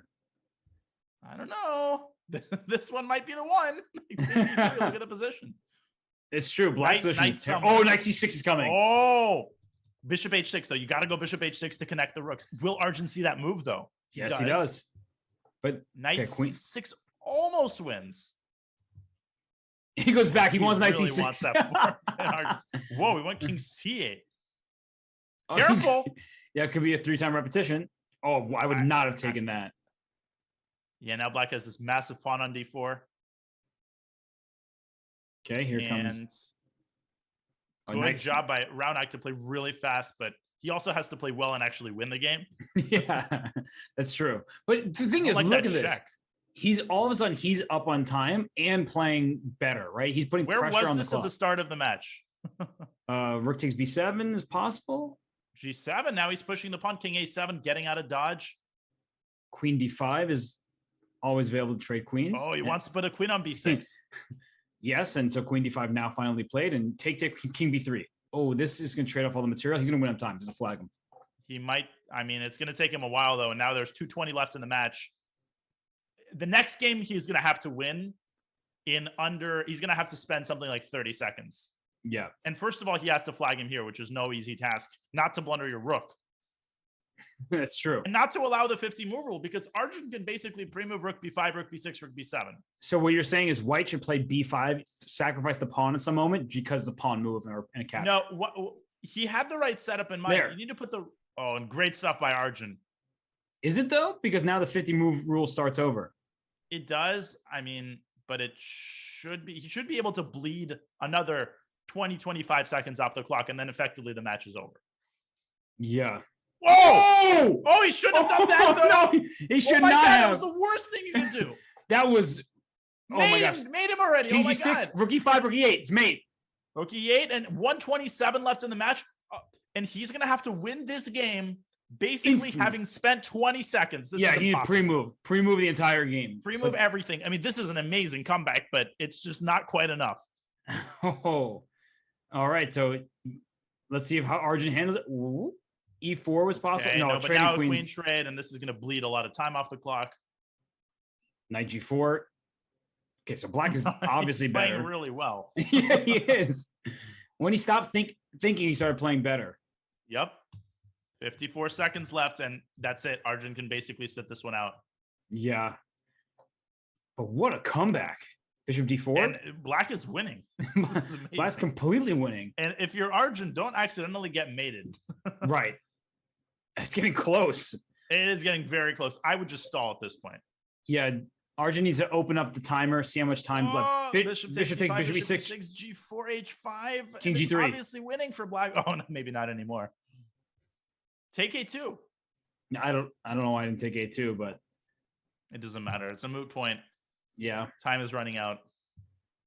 What a comeback attempt though by Raonic.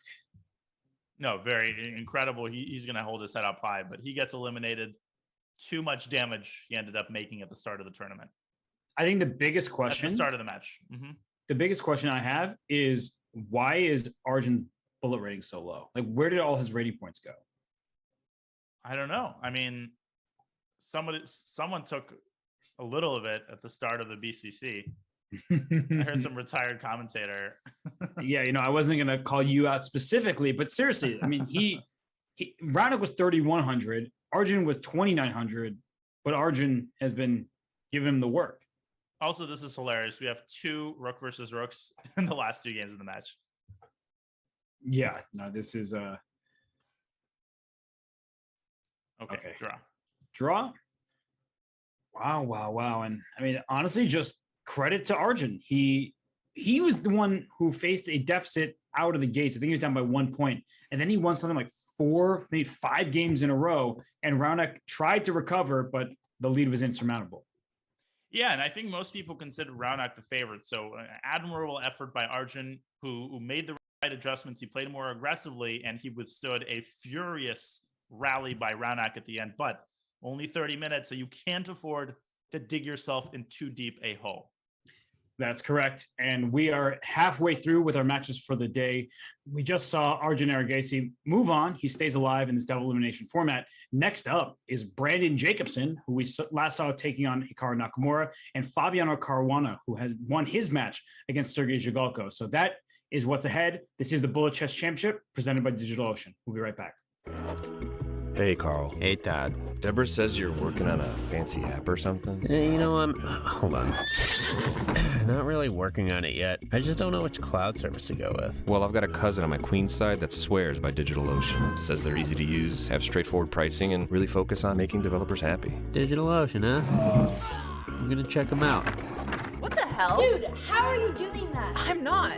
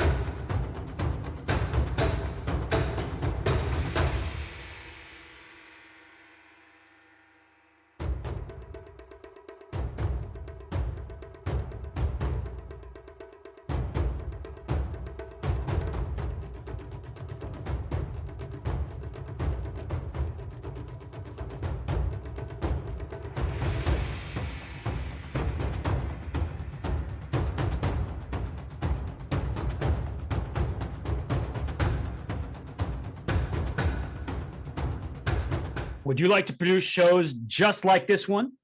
If you're an esports producer and you want to work for the #1 chess site in the world, chess.com is looking for a top-notch producer to join our talented and passionate team. Work remotely, producing live streams of the biggest chess events and help shape the landscape of online chess entertainment. Go to chess.com/jobs now to learn more about this opportunity.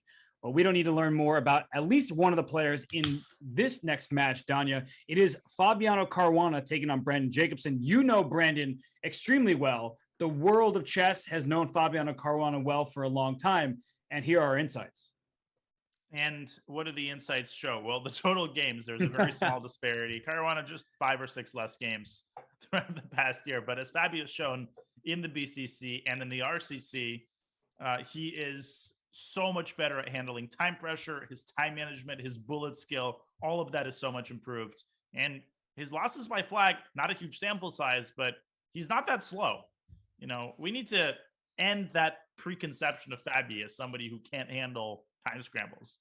He's shown this against Zhigalko and repeatedly that he can. He did struggle on some of the time scrambles against Zhigalko. It felt like when he was warmed up, he was able to handle it better. But one thing to note is that this may be, at least on paper, the biggest rating differential in terms of classical chess. Now, that doesn't always mean so much as it pertains to bullet, but we'll see how Brandon does in the opening stage of the game, because Fabiano will punish him if he plays a bad opening and gets a rough position. And if Brandon plays anything like he did yesterday against Hikaru, it's not even going to be close. So Brandon has to step up his game. He has to avoid tilts. And like you said, the opening, I think for him, is the key to the kingdom. He has to get a position that he's comfortable with. A King's Indian in game 1 with the Brandon having the white pieces. Well, everybody should pick your choice right now. Vote in the chat. We'd like to hear your thoughts as game 1 is already underway. And Fabiano, he's doing well on the clock. His position looks quite good. Look at that E5 square. The bishop's there for now, but maybe the knight will get there later. And Brandon trying to get his own knight to F4. A lot of weak squares for both sides here. Knight C5 just at the right time, stopping knight E6. Fabi's position looks more comfortable here. It certainly does. I mean, F5 is under control. G3, though, that locks up the position. Wait, knight takes G7? That could have been captured. Yeah, that was one of those oops moments. And the F5 pawn, I mean, it's handled for now, but that could be a problem for Fabi as the game continues. G4 could also be a problem at some point, especially if Brandon puts a queen on F1 and puts more pressure on that rook. Fabi trying to get his knight to E5. F5 was under attack a bunch of times. The queen was on E7 for a moment there, but what's happening right now? Knight D3? Knight D3 with a fork. Yeah, fork and everything. The bishop on F5 hangs. Rook H4. Oh, wait, Rook H4? You got to try it. Only way. You can't take F5 because of the ladder mate. Brandon took forever to find that move, though.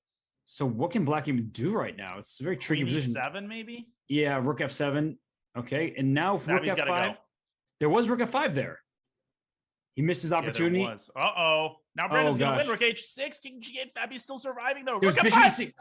Knight F2 was mate 1. Oh, my God, it was. Or Rook F5. He had a Knight F2 win, but he's not finding it. King H4, Queen E5. He's got to move. Queen Bishop E6. Brandon might win this. Queen H8. Yeah. Oh, my God. He's got it. Turn around. No, don't resign. Don't resign there. You got to work on your mouse speed. You literally missed either mate in 1 or winning a piece. That was a blown game by Fabi there. It certainly was. And Brandon is the choice of the people. 55% of you said that Brandon would win this match. The other 45% said Fabiano. We've only one game in. And look at that queen on C4 slithering in there, taking B4. And Fabi should have gone queen D4. Yeah. And now just take C5. There is some rook C1. There are going to be tactics here. But Brandon just calmly plays rook F to C8 instead. And knight D5 is almost working, but then there's knight takes D5. Now there's knight D5. Knight D5, good call. Oh, whoa, Fabi's blowing these easy tactics here. And is there still knight takes D5? I think there was. Sacking the queen, involving a queen sack now. Yeah, just go for it. Come on.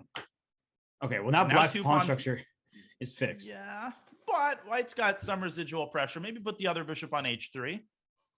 That's probably the best idea. Rook takes C4. Bishop. Maybe you have to do that at some point. Now the here. rook is trapped. Oh, actually, you don't have to do it if you trap the rook instead. Bishop C8. Black is still better, unfortunately, for Fabi. Although the A7 pawn is about to fall. Rook B7 or Rook C6. Rook takes C6? It's hanging. Yeah. Whoa. Take a Rook bishop. F6. Oh my goodness. D3 is still got to be careful. Mm-hmm. But this is winning. Queen D3. Queen D3. Yeah, that took way too long to play. Queen D4 check. Rook F6, I'd pre-move. It's easy. And Fabi wins the second game. That was a disappointing one for Brandon, who was 2 pawns up. He had Fabi completely caged in. Well, we know how to win the games now, is get a worse position and then win. That's how this match has gone this far. Preferably blundering a couple of pawns along the way. Yes. A4, bishop A3, maybe? Oh, if that queen gets trapped on D6, that would be sad. But there's the F4 square as soon as the bishop goes to A3. Yeah, you didn't want to go knight F4 there. That Whoa, trading queens. That was a surprising choice because now the worst is behind Fabi, that's for sure. For sure. Bishop D3, trying to get rid of the bishop pair for... Okay, knight E2, knight C3. Knight E2! Oh, just missing these tactics. Really easy tactics. Now allowing H5 and knight takes D5. Oh, it's over. I mean, look how quickly that turned. Loses on the spot. He's going to resign. Yeah. Wow. But knight E2 check. You got a blunder check. Robert, he's got to see this stuff. Like, yeah, you can't win a match against someone like Brandon if you don't see these types of tactics. No. And I do like this opening. Bishop H7. Wait, I liked it even before Brandon hung a pawn in front of his king. Brandon's actually better now because he managed to blunder a pawn. And as we know, that's the way that we want to win this match. It's that's true. the way to win these games. Although this looks particularly bad. There's like nothing that black can really do here. Yeah, it does. H5, H6 could come at some point. Like now? Such as now. now. Now is the point. Knight G4 by Brandon, trying to mix things up. Bishop F2. Bishop F2 F2 and knight E3. Had to go for that. Still Bishop F2 looks interesting. Now Bishop takes G4 is the problem. Yep. That train has passed. Okay, Knight G5 is about to happen.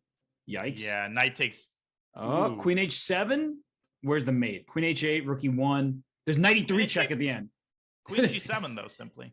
Yeah, if you played Rook E1, there was Knight to... Oh, it's going to take on D5 now. There's going to be a couple extra pawns for white here.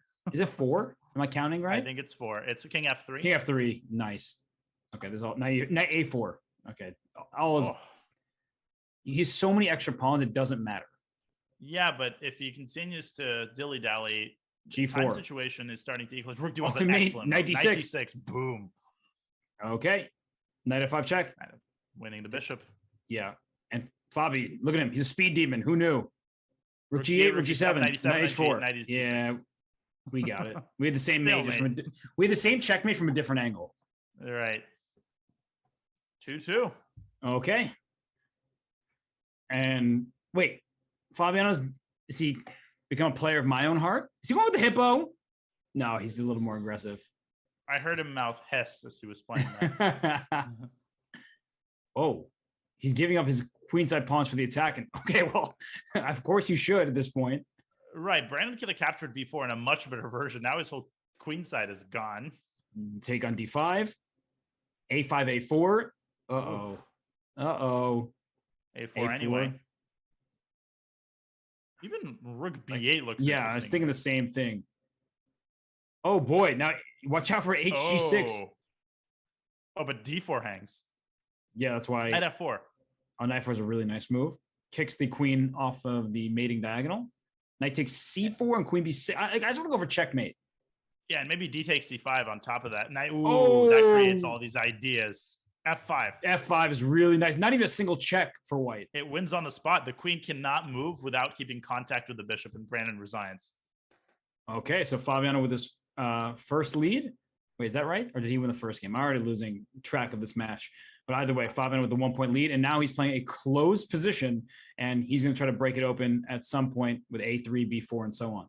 I think that is his first lead. Brandon won the first one when Fabi missed mate and won. Oh, yes. Okay, another King's Indian. Fabi trying to go C5 quickly here, which he will right about now. Yeah, because if you Rook takes A1, Rook A1, there's only one open file, so you don't want to...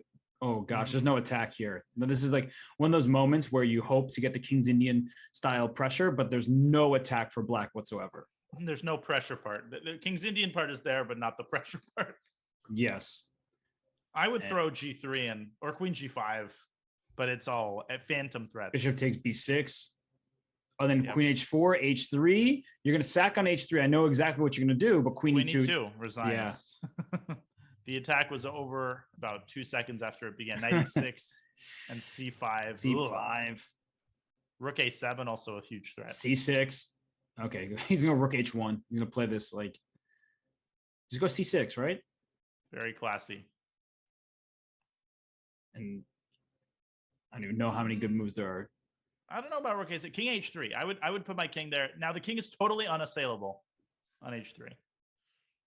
Okay. Trading rooks can't be good for black. Queen d7 and c8. Okay.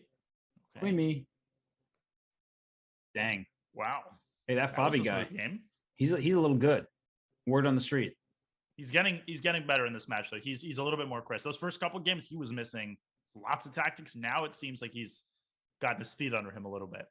One of the problems, in bullet chess, you're much more likely to play dubious openings. But against Fabiano, I think that's a bad call because you're going to be the one thinking once he catches you. He's like, I stopped your initial plan, and now your position is not solid. So this is exactly what Brand needs to do. He had a solid base to his position. Now he's just pushing all his pieces forward. And look at that king on g8. King on g8 is in huge trouble. Fabi's bishop on b7 is just staring at a brick wall. Here come Brandon's pawns. f6 and knight f5 is coming. This should be decisive. This has to be a win for Brandon. Yeah, the knight can find a home on e7 if it wants. Rook takes g4, knight h6 check. Looks scary at any moment Getting as the well. other rook into the game as well. Actually, just knight h6 check even without Fabi needs sacking. counterplay. And he's trying. He's going to go c5 and C5? try to open up the bishop. Here it comes. Bishop e4 is a big threat, but there is d3 as a response. And then bishop g6. At least you could park your bishop on the king's side. I did like that. I don't like this. No, it's resignable. Checkmate, Great game I mean- by Brandon. Yeah, really good bounce back. a5. I'm happy defending the pawn on b4. He's like, please let me do something. Brandon's like, nope. So it's 4-3. Brandon playing very well right now. And here we go. Just sort of standard opening fare. And I think for Brandon, honestly, the opening is the key. That's what we said before the match. I think the arc of the match so far is confirming that. Yes. And now his d6 pawn's in trouble. If you move the queen c7, d takes e5, the pawn on d6 will be pinned to the rook on f8. So he takes on f4. Uh-oh. Now there's a mass of pawns in the center for white. But now white couldn't take on f4 because of g5. But c5 now, just And then c4. Oh, God. I don't think Fabi has enough pawns from the c through e file. I would sack on f5 and then go queen h5. Queen f4 now, just trade queens. I mean, white is dominating this position. Queen c6, no, queen g3. So queen f4 now. He's gonna c6 take with a hang. bishop. Take c6. He didn't take c6. I don't understand it. Bishop take. I mean, I think he wants to preserve the integrity of his pawn center, but an extra exchange is not the worst reason to give away your center. Yeah, he wants it all, and he wants it now. But now it's getting a little complicated. He's low on time. He's down to 20 seconds. He might. I not wasn't even make it looking at the here. clock. E6. I mean, e6 has to be an idea at some point for white. Oh yeah, for sure. Such as now. But I think it was incorrectly timed. Yeah, but it's still a good practical chance. And maybe rook f2. I would just start playing really fast to find Fabi. He's not going to make it. He's going to get flagged here. No, I think he's This is a moving pretty time. easy flag for Brandon. And he brands up a pawn. So Fabi's objectively, playing fast. objectively, this should be a draw, but obviously there's the time, and Fabi's not going to make it. No way. Nope. And even rook f5. Yep. And Brandon's going to equalize the score. It's going to be 4-4. This has the feeling of a close match. It does indeed. Whoa. Wait. Think it's a little too early for a break. Yeah. Okay, I guess we're getting a break, even though they're. Let's Yeah, I guess they're going on a break. Okay, well, I guess we are taking a break. We'll put a few seconds back on the clock. But either way, it is a tied match between Fabiano Caruana and Brendan Jacobson. We'll be back for more from this match here in the Bullet Chess Championship presented by DigitalOcean.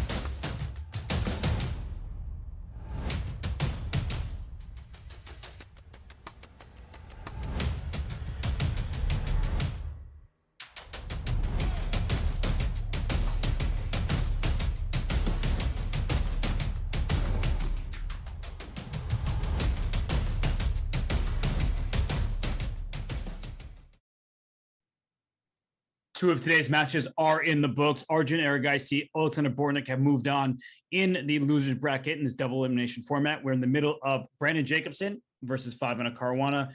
Danya, what should the players do differently? How can one of them get ahead of the other? It's been a weird match so far. It's hard to put a finger on, what exactly is going right and wrong for both players. For Brandon, I think he needs to continue playing soundly in the opening. And as you were saying, building a stable foundation for his position. When you play dubious stuff against Fabi, and it's just not Brandon's style to do that. For Fabi, he's got to continue seeing tactics, playing quickly, doing all of the regular stuff.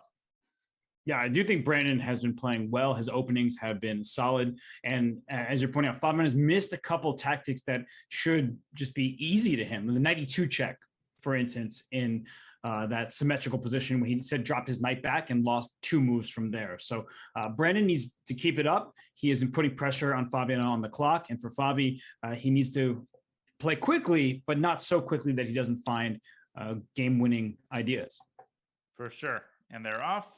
Second half of the match is underway. We have a Bogo Indian, a very dignified opening for Bullet. Yeah. I think you'll see that from Fabiano for the most part. He's going to play principal lines and all right, take on c5, rook d1. The d6 pawn is a target, but the knight on e4 covers it. Yep, and Brandon trying to get rid of the centralized knight on e4, which he does. Slight advantage here for white for sure. And maybe more than slight. c5 is loose. That's why Fabiano decided to take on b4, which indicates he made a mistake. And e3 is loose. That's another problem for white.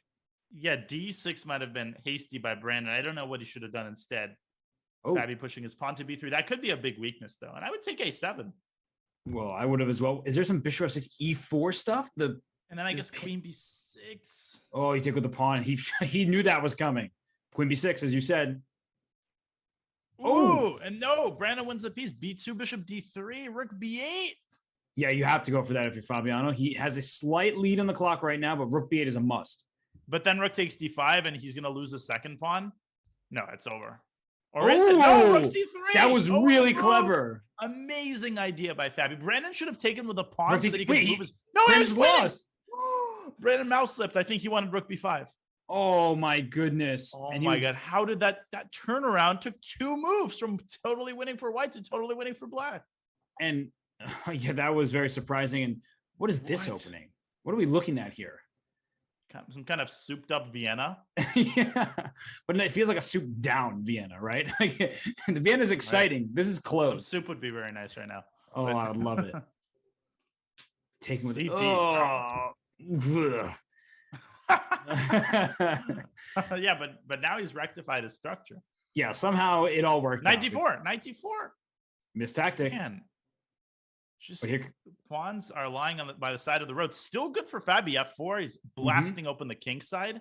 Queen G4. But there's no threat because the knight on C5 defends the queen on D7. So Queen G4 didn't actually carry a threat. Okay. He's going to double on the F file. The knight on G3 very restricted though by that pawn. Well, that's why I moved knight F2, knight pawn G4. Woo. Dang. Queen G2. Okay, Queen G2 is a must now. Whoa! What was that? Whoa! Why is he giving away pawns like masks at a store? I mean, rook e2. What a move, by the way, by Brandon. Great move. But Queen D1. There's rook G2. Now there's knight takes D3 or Queen H3. Just look at that knight on H1. What a hero! Yeah, this is an amazing position for Fabi. I would take white here any day of the week. Except Wednesday. Yeah, I don't know about that 91 business, but Fabi took a long time just to retreat his king. And it's over. D3, and it's going to be Wait 5-5. Wait a second. You can run rook b8, rook b7. Oh? Rook takes d4, only move. Yeah, but it's just I'm looking at the clock. I'm looking at the clock. Look at Fabi pre-moving. And giving away all of his pieces.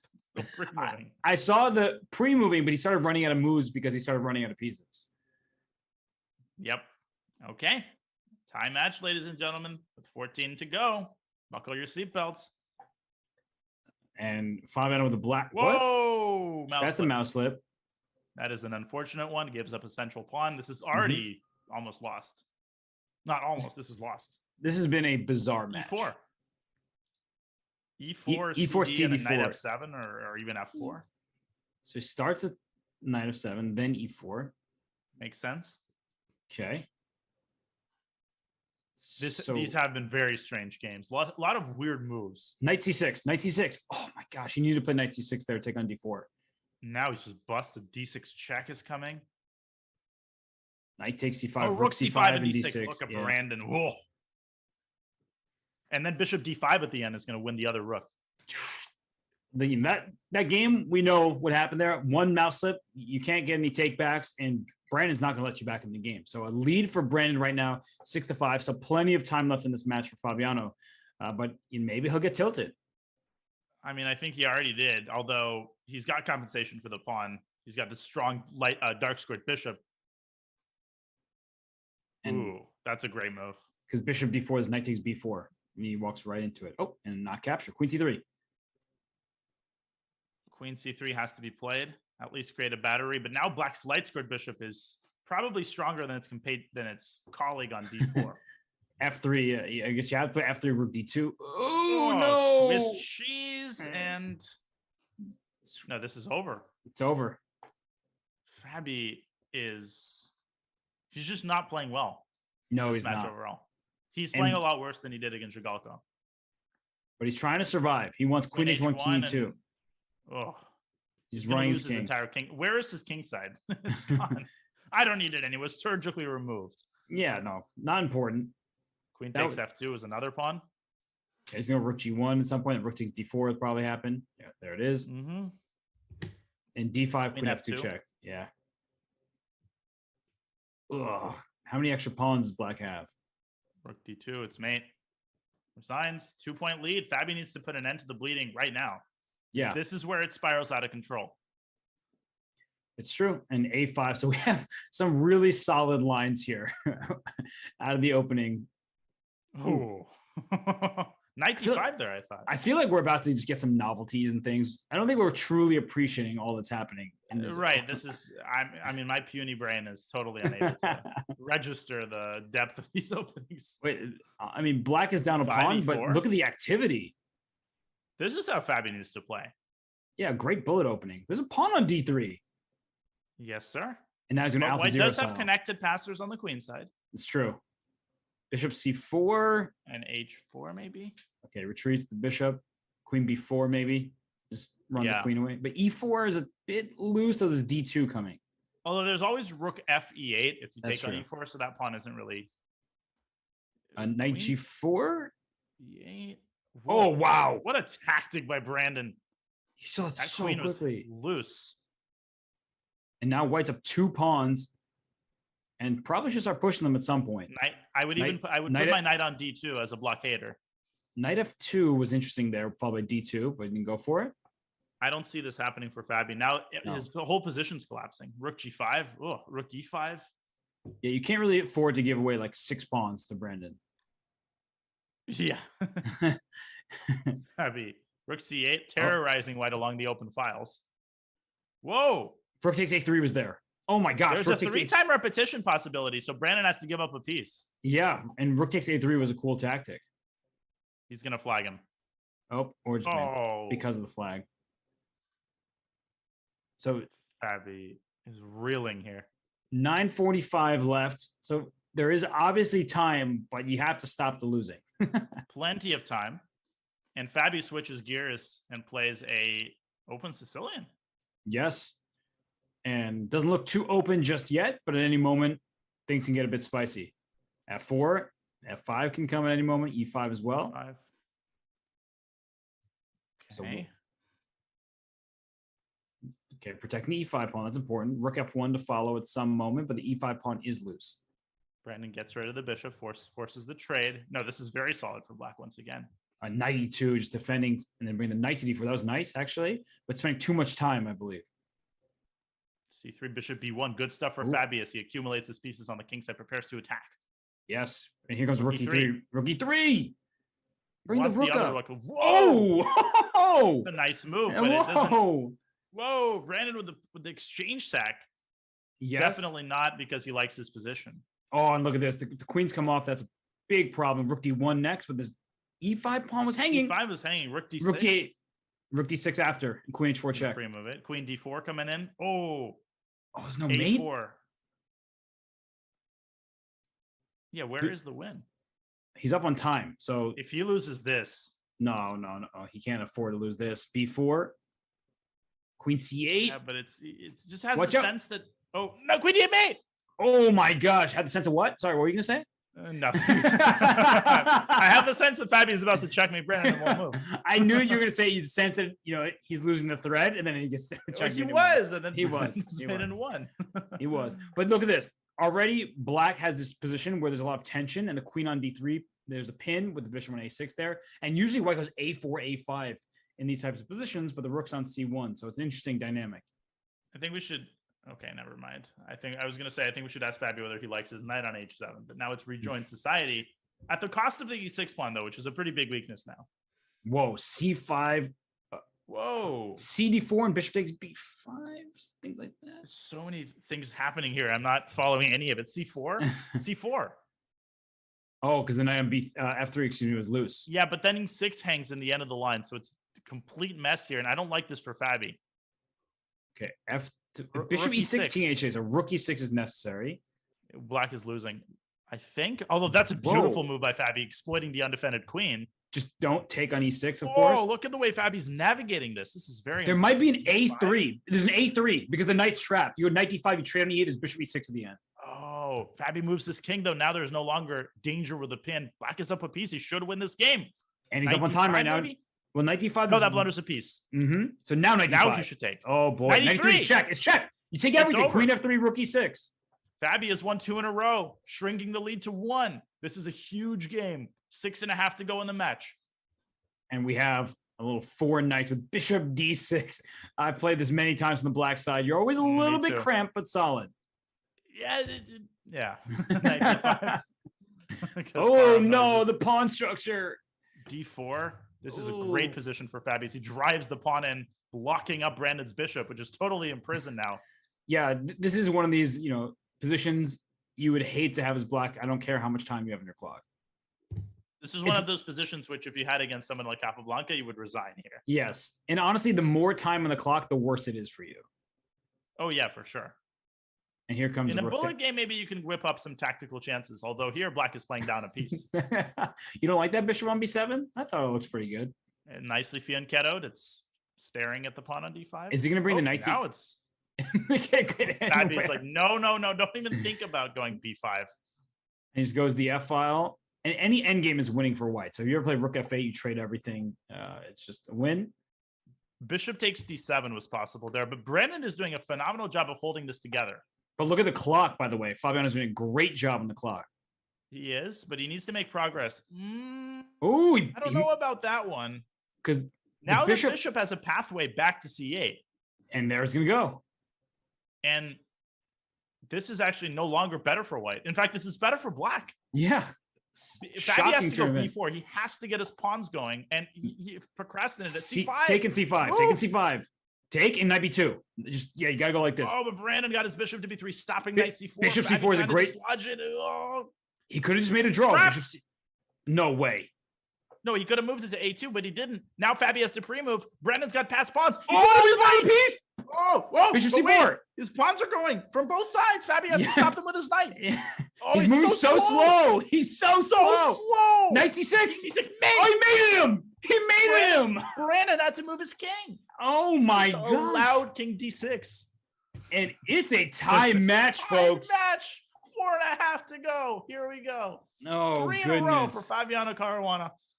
Oh, wow. My lands. What a ridiculous match, honestly. Ridiculous match. We said Fabiano had to spot tactics, and then he figured out the mating pattern. So, he ended that game before he could possibly flag. And right now with the black pieces, C5, one of those moves that shuts down Bishop B7. F6 is a huge threat. This is exactly the kind of position Brandon wants. Bishop F6. And Queen H7, Rook D7. Rook D7. Oh, I missed Rook D7. Queen H6 now. Oh, but it's knight D6 fork at the end, so it doesn't even save you. But F2 hangs, although it really doesn't matter that F2. I would go Rook D7 anyway. Give up the rook on A1 and Bishop F1. All right, easy for you to say, mister, but he found it. It's me. Easy for Brandon to say, too, as he destroys Fabiano in this game. And it's a 1-point lead again for Brandon. Fabi should resign this and start the new game. Yeah, that means just checkmate, right? Queen h8 next. If the G pawn moves, Queen f7 mate. Okay, 3 minutes, 35 seconds remaining, which means that even if this game is a draw, there's still time for Fabi. He cannot lose this game, though. Nope. You cannot afford to lose. I mean, in over a minute and a half. So if he's losing, he might want to resign quickly. Yes, that's right. And well, so far, so decent for white. C5, AB, B4. So far, so decent. I mean, look at this. Knight B6 coming in. Expression. F3 is a threat now. Oh. F3 is knight back to F6, then G4. Bishop C7, knight D7. Bind for white. F3, Open knight G4. And after knight D7, before there was rook C8. So somehow. Oh, Oh my F6. gosh. F6. G4. Yeah, Fabi's pieces though are very loose there, very loosey goosey. Yeah, what is happening? Bishop D8, take it. Bishop D8, rook D7. And then that knight on H5, it looks trapped, but there's the F4 square. So here comes the bishop D2. Rook E5 and rook E1. Now he's got the massive pressure down the E file. Here come the pawns. E5, Brandon trying to free himself up though. Take it. Oh, take an E5 because you couldn't take on C5. There's bishop B4 stuff. Yep. Still better for Fabi though, and he's up a couple of seconds on the clock, but he's got to be a lot faster than he has been in these last couple of games. He's been way too slow in the time scramble phase. Bishop E5. But he already made a mistake by allowing all this counterplay. I don't like that trade either. No, this is actually offer a draw. Or play G5, Bishop C8. You can't take so much time at this rate. Brandon's the only one making progress, but Bishop C4 checks. Stop that's the progress huge. of the king. G5. Move! Do something. Oh no, D3! Whoa! That was the worst thing you could do. He allowed the pawn to progress. Oh my God. This is H6. A complete meltdown. Yeah, no, this is really Resign. bad. He's got to resign and start a new game because he will still have time to win in under 45 seconds. Fabi is not doing this right. No, he's not. He's got to resign. You're right. And he does. He finally resigns, but he needs to win. He has to win in under 40 seconds. What a game there by Brandon. My goodness. Oh, God. Yeah. Now you're going to have to pre-move everything. I don't think we... If I'm Brandon, I'm not playing fast. I'm focusing on just winning this game. Right. Which is exactly what he's doing. I mean, seriously, what defense in that last game by Brandon, though? Incredible. He was dead in the water. It seemed now he's winning. He's going to win this match. Unreal. I mean, now it's just completely the bishop on E7. He's losing a piece. Oh, my God. It's over. It's resignable. And Brandon can also stall it out. Right. Wow. I mean, that was unbelievable by Brandon because he lost a big lead in the match. And then when it came down to it, he was able to just right the ship, score a few very important points, but it came in some tricky moments.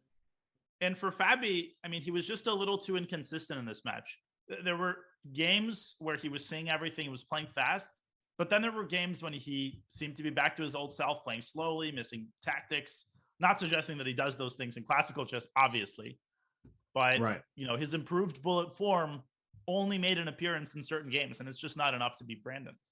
No, Brandon is really strong, and I think a lot of people out there may have thought, "Oh, what happened yesterday to Brandon? He can't handle Fabiano." That was a really tough opponent in Hikaru Nakamura. He's the big boss, and Brandon had an off day, so the combination of those two things made it as lopsided as it was, even though Hikaru, of course, is the better bullet player. But Brandon showing that he can have a strong fortitude here, and he is winning this match and moving on. And this game is going to be purely academic because Brandon is a 2-point lead. He probably is going to lose this game at this rate, but knight G5 is... Oof.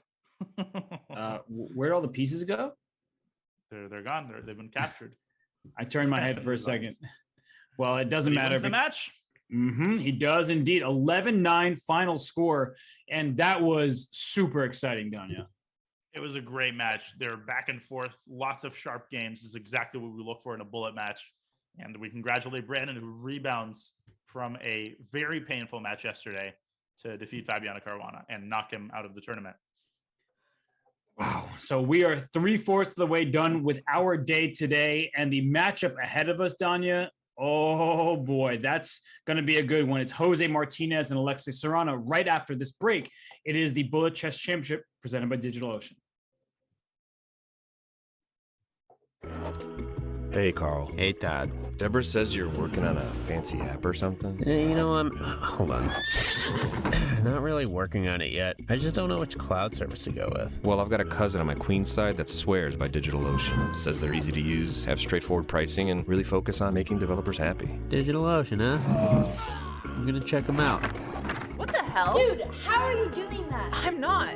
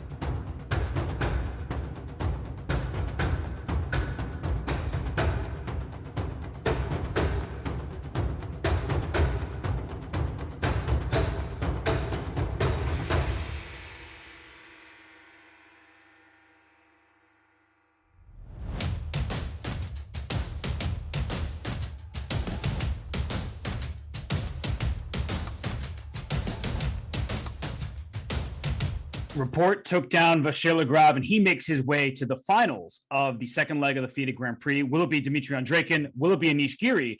We'll find out tomorrow as the action continues on chess.com. Benjamin Buck and Kevin Tsatsoulijvili will bring the coverage. It will be really exciting stuff tomorrow to determine the second finalist. But for now, we have our fourth and final matchup of the day. Danya, here in the BCC, you can lose one match, but not two. And we have Jose Martinez and Alexei Serrano.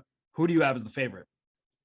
Well, again, I usually am biased in favor of the player with more experience. And I wonder who that is. The numbers are very similar. But Jose has been grinding tons and tons of bullet matches in the last couple of days, ever since the start of the BCC. I feel like he's got to be the favorite.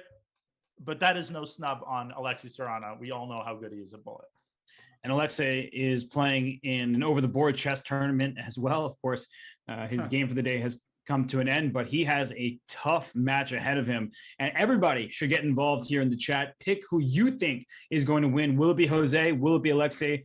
I'm going to have to give the nod to Jose as well. I just feel like his experience, his talent, they speak for themselves. So I'll give the nod to Jose.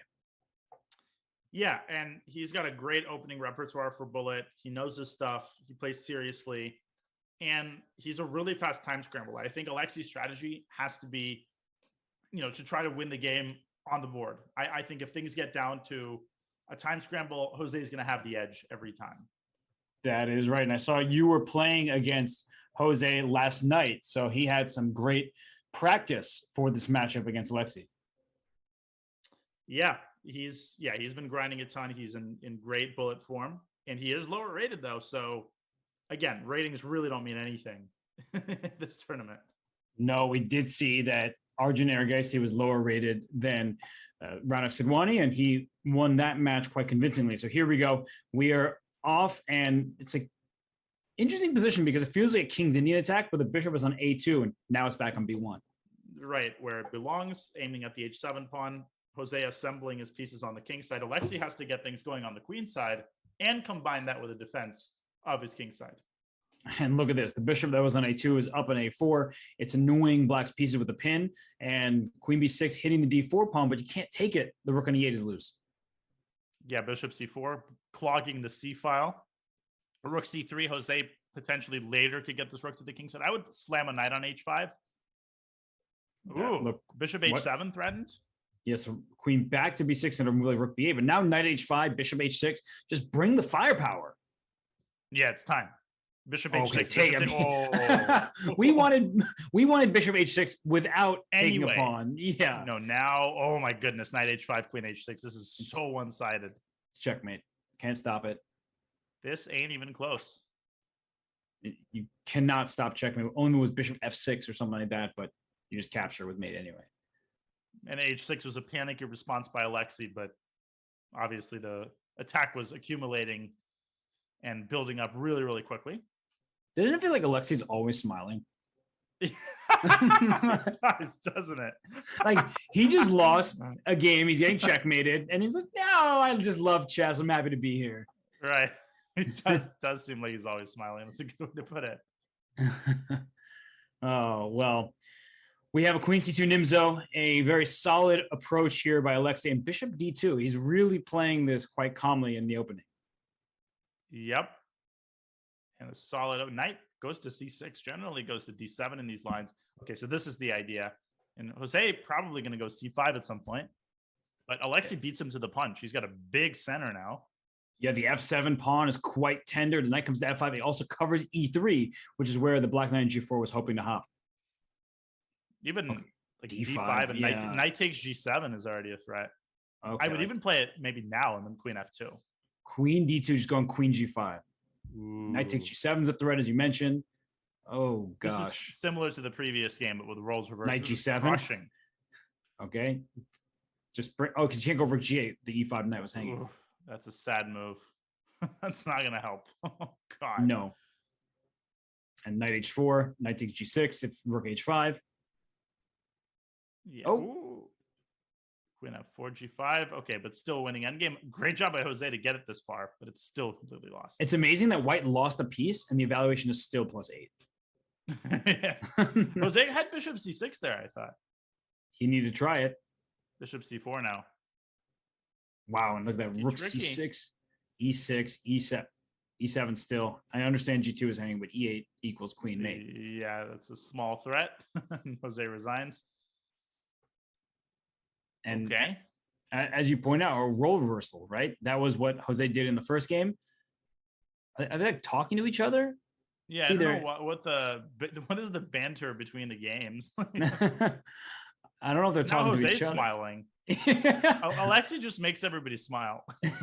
Is that what happens? You lose a game and then you're required to smile for the camera? Is Alexei like watching fireworks on his screen? I feel like it's lighting up and then darkening back down. And He's definitely opening up the Zoom call, and that's why it gets really bright. And then he right. puts the chest back on. So, by the way, Donna, 86% of the voters said that Jeez. Martinez would win. That is a pretty significant vote of confidence. I would go c4. I don't know why Alexei was procrastinating on that move. Now queen b6 maybe. And it's one of these moments, right, where you think, "Oh, I have the." What are you laughing about? Sorry, continue.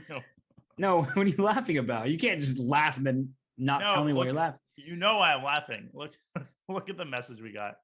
Oh, I didn't even see. Not even look. Okay, now you see why I'm laughing. Yeah. No, I feel like we kind of have to say it out loud. We kind of do. I mean, so apparently, Because I've been in this situation before. all right. Apparently, the players had each other blocked, so they couldn't rematch each other. So that's hilarious. I didn't see it until you started laughing. So, oh gosh. Okay. Well, That is honestly hilarious. it looks like Jose has a great position with the white pieces. Although there's a queen on h3, which means if you're not careful, there could be queen g2. Queen Oh, g2. and all of a sudden white is winning because black doesn't have it. GF, and the rook Yeah, is the- defended on d3. The rook is covered. That is honestly hilarious. Okay, so Jose is going to win this game. I He think I will. had that with Gata at some point. Like we were playing an Arena Kings final, but I don't think I've blocked a single person. It's usually just people have me blocked because of my obnoxious flagging. Yeah, I don't block people either. Maybe I should start though. You Interesting go theory. straight to my ignore list. Rook d7. Oh, there's mate. Knight of 696. Do you think white has enough knights? No. But I it's think still a third checkmate. one would have been nice. And we also adjusted the clock for everyone who may be wondering because of the delay in the first two rematches that the clock has been adjusted, giving the players the time back. But oh my goodness. Oh my god, he walked right into that. Holy smokes, what was that? Alexei is way too strong to walk into that fork. Yeah, but Jose is just jettisoning pawns for no reason. And now after f4, it's a little bit more double-edged than it should have been. I would go knight d7, knight e5. Oh, you're absolutely right. It's not clear how black is going to But why didn't land the Alexei knockout. castle when he could? Now he can't castle anymore. Yeah, who needs to castle, Danya? I guess Now- he's going to castle by hand. Yeah, so going to rook d2, king d1, and that's why bishop g4 is just in time. Jose worming his bishop into f3. Maybe knight takes f4. Oh, This queen queen g7 g7 mate. We both thought of the same idea. Oh, Uh, it would be a great idea to take that pawn. It would be, except there's checkmate. I'm worried when you have this situation where there's a permanent idea. It's so easy to forget about it eventually and just let me move the knight. Well, now No, you're but losing now the queen c-pawn. takes c5. Queen a7. Why didn't Jose take with a queen, forcing the queen trade? He didn't feel like it. Now he might be worse. No, not anymore.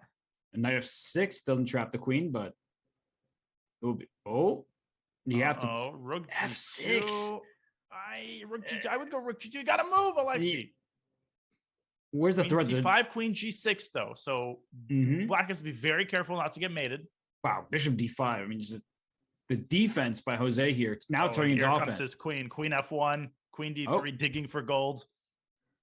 And D4, Alexei doing a great job of holding this, but he's got 5 seconds. yeah, the fact that he hasn't already lost is amazing. Don't take on e4. Yeah, this is what I'm talking about. Jose's going to win all the time scrambles. Every I single can one. guarantee you. Yes. Oh, Oh my God. He's not going to make it. It doesn't matter. Oh, look at Jose. He's shaking off that right hand. He's like, this is gold. This is the golden hand. I think Alexi, he doesn't. He's not smiling, but he looks like he's about to start smiling. he's just a happy guy. He just looks like that. Oh, wait, this this is a line. Piece. No. This is a line that Or is this a Alexi has played sacrifice? before. Yeah, I can't pretend to know it, but Alexi played this in the Rapid Chess Championship as well. My goodness, this is a very extensive idea. It was sacrificed a piece for the massive pawns, and now he's going to win back in exchange. G4. Uh-oh. Yeah, G4 was just winning a piece. Jeez. Still G4 is very strong. Queen H6, Knight G5 is an idea. I don't like this practically speaking for black. I feel like black has a lot more things to keep track of here. Although now that the pawn's in F5 and Knight in D2 isn't really getting out, at least you're starting to feel a little bit more comfortable. Bishop B4 check. Yes. Wait, takes and Queen F8. Takes twice and Rook takes F8, Knight E6. Wow, that was a nice find by you there. Unfortunately, he couldn't find it himself, and now he's much worse, is Jose Martinez. I was helped, obviously, by the eval bar that signaled that it was +5. Yeah. No, I mean, that's how this works. Oh, Rook G4. That is a very painful move. And Rook G4. Rook E7. Checkmate. Rook E3. Oh, Rook H7. Goodbye. Yeah. I didn't understand why you were suggesting that. And he missed Rook Queen E3 E3. there. Oh, Queen E3 is so nice. What a move. Distracting way besides Queen. No, and if Alexei wins the match, I think it's that game there that is going to be the reason. That's a beautiful attack. And the opening choice justified. Okay, but Alexei needs to play way better with the white pieces because he lost a full minor piece in the previous game, and now he's just down a pawn and now down two pawns. Blundering a bunch of pawns, and he has a lost position in 10 moves. He's literally completely lost after 15 moves with white. Can't happen in a bullet match. But he still doesn't seem unhappy. Do you think his face frowns? Is that? I don't think maybe he doesn't have that like muscle, the frown muscle. Just always seems to be happy. So what's going on here? The G2 pawn is protected. The F7 pawn, if the knight moves, can be captured with the knight on E5. Knight F7 maybe. Queen C5 check. And then Rook F8 maybe would have. But then there's Knight H6 check kind of stuff. You have to be very careful here. Bishop G4. There's Queen D5 check. Now Queen takes B7. What's the material? Oh, it's gonna be even if you take one more pawn. I don't even want to count. Yeah, it's a one extra pawn for black, but C7 and A7 are both hanging. Alexi has somehow gotten out of this, and Queen back to G. Nope, not anymore. That's why he was smiling. He knows there's always a chance. Right. Oh God. Oh, I thought Rook E1. I was like, wait, we just put the Rook down there with his Bishop on C3 covering the square. I would go H3 there with black. Queen F8, Queen F5. Okay, this probably also does the same thing, but I was forcing the queens off in the other variation. I feel like Jose is going to flag him. Oh, Bishop B4. He had Bishop B4 winning the Rook. Big miss. Bishop takes G7. Now he's winning another pawn. Okay, he's getting out of any sort of mating net. C4 was hanging. Still is. You got to keep the Rook on the light square. I mean, preferably. And keep it out of dodge of White's king. But look at this. You said time scramble is going to be in Jose. Oh, the Rook's hanging! The Rook! Oh, my goodness. My God, I guess I was wrong. King takes G6, and up goes the pawn. But look at that king on B3. Trying to go for stalemate, and doesn't get it. Rook F1. What a game. What a great time scramble by Alexi there. He was playing fast. He was taking all of Jose's pieces. But he's not smiling. So he smiles when he loses, not when he wins. Right. When he wins, the pieces smile for him. Ooh, that was poetic. Mm-hmm. And well, his pieces are definitely smiling in this position because they're all placed in healthy squares, and White's moving backwards. But if you get an E5 punch and Knight E4, White's piece can go after the Black King eventually. Yep, and White's trying to get things going on the king side. And C4, nice little move by Alexi here, just trying to shut down the bishop on A2 and say, you can have a pawn. He's going to do, look at this. That is just so Russian school of chess. That is a very GM sequence there. The whole C4, C5, both sides giving away pawns to open up their bishops. Yes. Okay, bishop D5, but you could take C2. I know there's a pin on the knight C6, which is kind of annoying, but you're trading pieces when you're up in exchange. Rook C8. Queen C1, maybe pile up the pressure on the knight. He wants his rook on D2. 95. That's a free pawn. Whoa! Ooh, Oh, that's nice. that is a great But move. E4 is hanging. Oh, not anymore. What is happening in these last bunch of moves? Queen White's H5, got Knight an- F5. All I know is that white is an attack that probably is decisive. That's a fair. Oh, Sign but me. Jocelyn has gotten, or Alexei has gotten his knight. Oh, wait, the but take on bishop's F7. hanging. Queen E6, free E4 queen. is hanging also. Oh, Free queen. God. Yeah. There was an all-you-can-eat buffet there of different minor pieces. Yeah, and you just wanted the appetizer. He wanted the whole shebang. Yeah, you didn't want the hors d'oeuvres anymore. Bring me the filet mignon. Yeah, no. The hors d'oeuvres were not enough here. But okay, what's going on here? E4 no longer wins a piece because knight's on G3, not on F3, and F4. Interesting move. Now, I would probably take on D4, go Queen F6 there. He allows Alexei to drive his pawns down Black's throat. Yeah, this is looking promising for what? Take an F5 F5. and Yep. F6. Which- F6. Oh, F6, Play knight F6. F5. Boom. Yeah.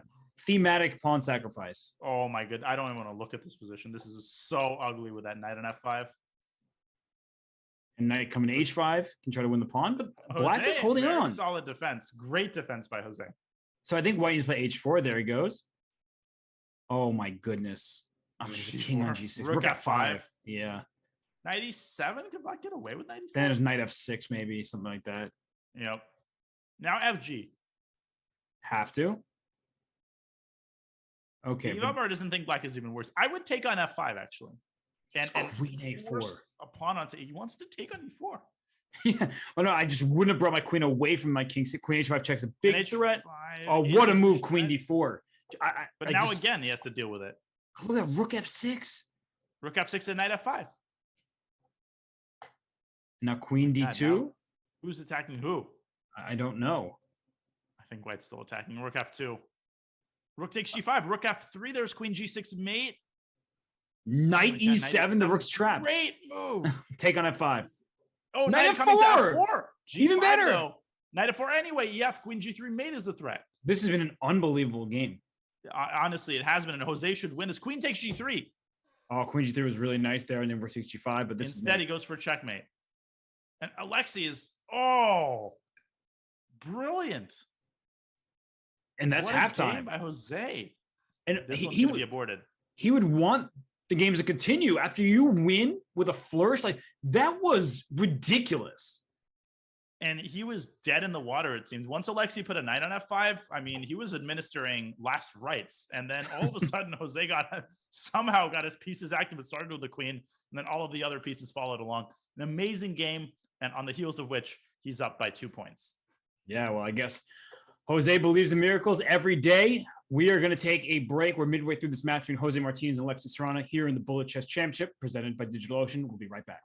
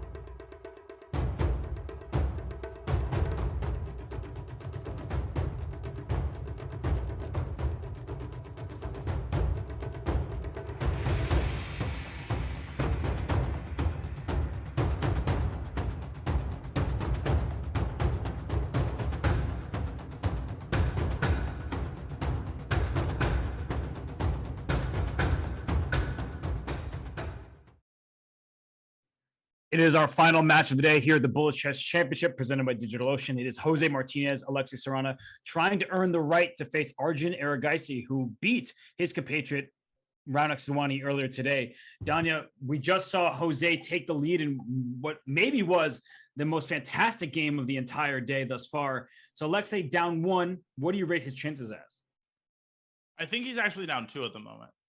Oh, he's down 2. You're right. Sorry. I mean, it was 1 and then that happened. You are correct. It is a 2-point What kind gap. of commentator are you? You don't even know the score of the match that we're currently commentating. I mean, what else? Failure. Don't you know? You want me to say that out loud? I'm a failure. What was that? That was a terrible start to the game by Alexei, who pre-moved d5. And Jose has been playing this stuff. There's no excuse for that. Jose has literally been playing this bishop c4 stuff almost every game.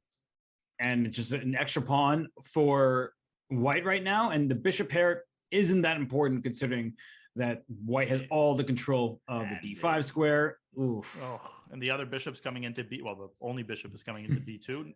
Knight f6 is almost a thing if the bishop leaves f5. That's right. Oh, wait, c2 is a little bit loose, but probably don't want to just take the pawn. Now knight c7. Knight c7 is currently a threat. Now knight not c7 defended against. Right? Bishop e4. There's knight f6, gf, queen g3 check. Oh. You can still go knight c7, but then takes in bishop takes h3. That was Alexei's idea, and Jose walked right into it. Knight takes a8, though, and back to c7. That's really nice. You're winning a piece. Rook d2. It's over. Yep, that's just a free piece there. G5, bishop g3, and you might as well resign. I actually think he should resign. Alexei is getting off to really, really bad starts in the opening. And you just can't do that against someone of Joskam's caliber. And this time it wasn't even the choice of opening, it was just giving away a pawn on move 4. Right, exactly. So he's maybe a little bit tilted, maybe tired after his game, but he has to get it together in the opening because this lead is ballooned to 3. And, this is where he has to lay down the wood, try to get back some of these points. All right, so no more queen c2 Nimzos. He's going back to this variation. And honestly, with the bishop pair, the possibility of playing f4 at some point or b4 on the queen side, white should just be better. We saw 5 and a car1 win a really nice game from the white side of this kind of opening. F5 and g4. Oh, this is the worst thing you can allow. There was a knight g4 check there for a quick second, but it would have cost black a pawn. That's right. And now the d6 pawn on top of everything else is weak. White's c4 pawn and e4 pawn are clamping down on the center, stopping black from freeing himself in the center. And now b5 isn't even a problem for white to deal with. Wow! Oh, that's a phenomenal move by Jose. And now the bishop on h4 is in trouble. And g5 again? It's trapped. He just blundered it. Wow. Okay, but that bishop on d3 is very strong. So he goes e4, trading it off. And the rook comes to g7, as you were just pointing out, and black's king will find some shelter, not complete shelter. This has to be infuriating for Alexei, but the game is not over yet. Jose is down to 24 seconds. Okay, rook g1, queen d4, it's queen f6, queen f2 check. The queen trade is very double-edged because d6 might fall. Oh, yeah, but now he's rook f6. Oh, knight f6 gets it in time. Better. King g3, maybe? And king h7? Or rook f5. King h7 was the threat winning the rook, actually. And now black is up a full knight. Knight e4 to c5 at any moment is not going to be too fun. White continues to drop pawns here. Jose should be able to win this. He's low on time, though. He's got 11 seconds, but he's playing quickly and confidently. And knights are always tricky pieces. Rook f5, rook g5. But Alexei, several seconds ahead in the clock. Still, but the time advantage is evaporating consistently. Okay, rook b8 was a great move. Oh, he's now Jose's going for checkmate. Oh, and rook g4. The rook trade. But C5. now here comes the Play h5. c5. Plays. Gotta go c5. Oh, b4, wrong way. He's got to go c5. Oh my God, he's going to promote. Simultaneous promote. promotion. Jose might flag. Queen a1. Queen a1. Check him. Queen g7. Jose's going to win. Jose's going to win. Wow. Oh my God, what a crazy time scramble. Alexei managed to make a queen, but it still wasn't enough. And he just didn't give any checks, and he got stuck in mud. He got stuck for about 2 seconds, and he gave Jose the chance to check him. He had queen a1 check there. Wow. Yeah, you just at that point just give checks, make sure that pre-moves don't happen. And you can't spend any time choosing squares. You literally have no time to think. You got to move. And well, look at those squares. Queen d2, knight g4. Okay, now knight g5 is available. Then go to e4. Rook e4. I don't know what rook e4 was all about. And then knight back to f3. What? Just take on g4. You would have won a pawn. I think he's going to go g4. What is happening? What Stuff. I think white's checkmating black. and just Is see what's happening. I mean, I'm so confused by everything that's happened. I know. C3. Oh, They're not capturing any queen of takes each other's d3, pawns. queen g3 Queen check. takes g3. Oh my god, Jose managed to lose this, And- didn't he? His hg 94. I mean, black is up how many pawns? Knight h5, knight f6. I mean, 2 pawns extra for black. Rook 3. g4. no, 2. Oh my god, how many GMs does it take to count 4 on 2? All right, well, it was 1 until you got involved, Right, until so. I butted in and Hey, how's made. king h3 knight f6 checkmate is so nice. Big win for Alexi here. Oh, what a move! Bishop f6. King That's G6, going to I love take it. Great stuff by Alexi. Knight Knight F6. f6 is basically mate. He's gonna go back. That's funny.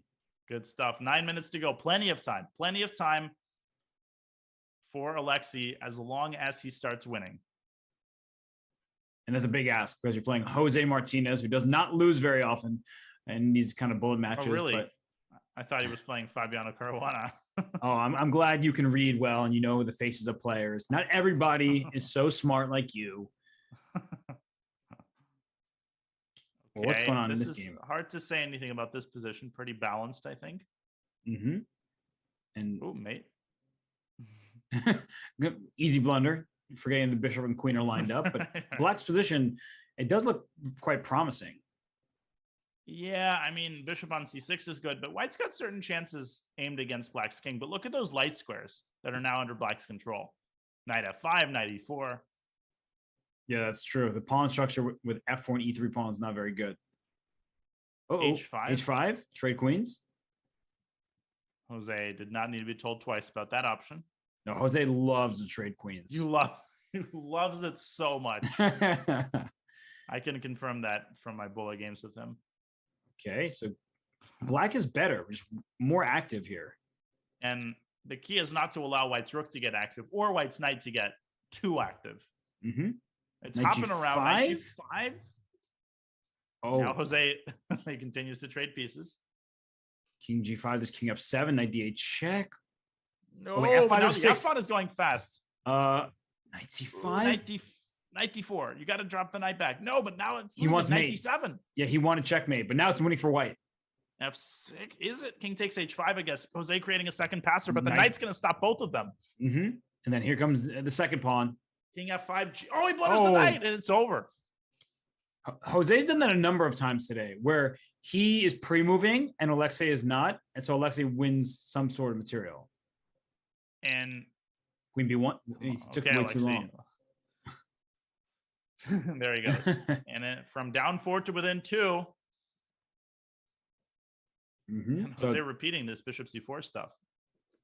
Jose likes these closed positions. It starts close, and he is the faster player between the two. So maybe he can build up a lead on the clock and then try to make it work. But And Alexi has been incredibly unconvincing before. Oh. In these lines.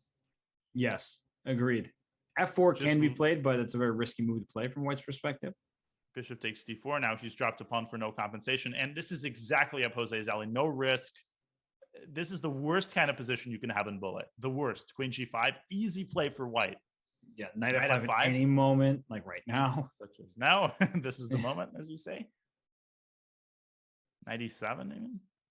Knight. You don't even need to move the knight. You can go back to f5 with check if he wants. Draw? Not Wait, at is all. king g7 to draw? It was very close. And queen f4 there. I don't know about knight f3. That seems a little bit like a cop out. Well, black's about to play d4, so that's why white did it first. But the c2 pawn is protected, but it's backward. And Alexi has kept the time advantage, so he's got a chance in this game. Bishop c8 defending f5. c3, bishop c2 probably has to be played. There's also maybe knight takes d5 sort of tactics. Bishop a6 is another idea for black. But yeah, you just have to watch out for knight f5. Whoa, check. knight f5, knight Knight f5, F5 was knight right f5. Oh my God, this is really bad by Alexi. How about the clock though? Nah, he's gonna get checkmated. No, he's gonna get mated. Or is he? King c6, king b5. The king is King- almost. Oh, King it's B6. mate, queen a4. Oh, boom.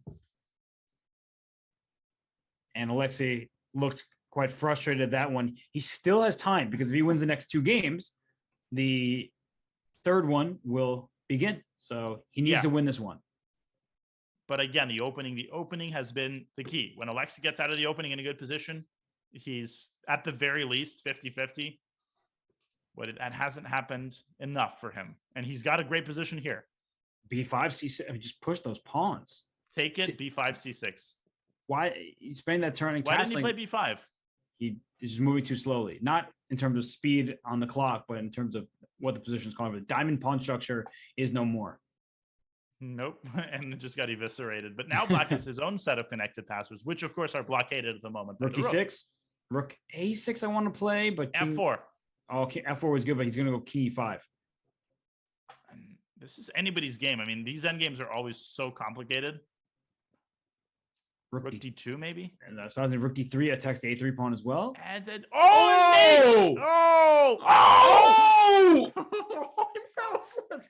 But it was already lost. He would have lost A3.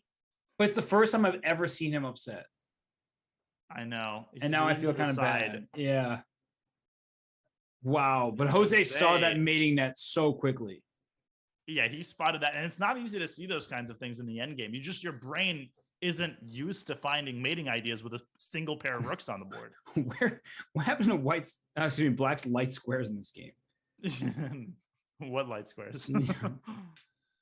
What are light squares? Knight takes C6. Wow. Yeah. Where's that king going? King F7, Knight G5 check is going to hurt. Queen B3 also looks scary. Just winning knight D8, knight G5. I would go knight F G5 to stop Queen F7. There's knight D8. Okay, but that's just a repetition. And now he goes knight G5.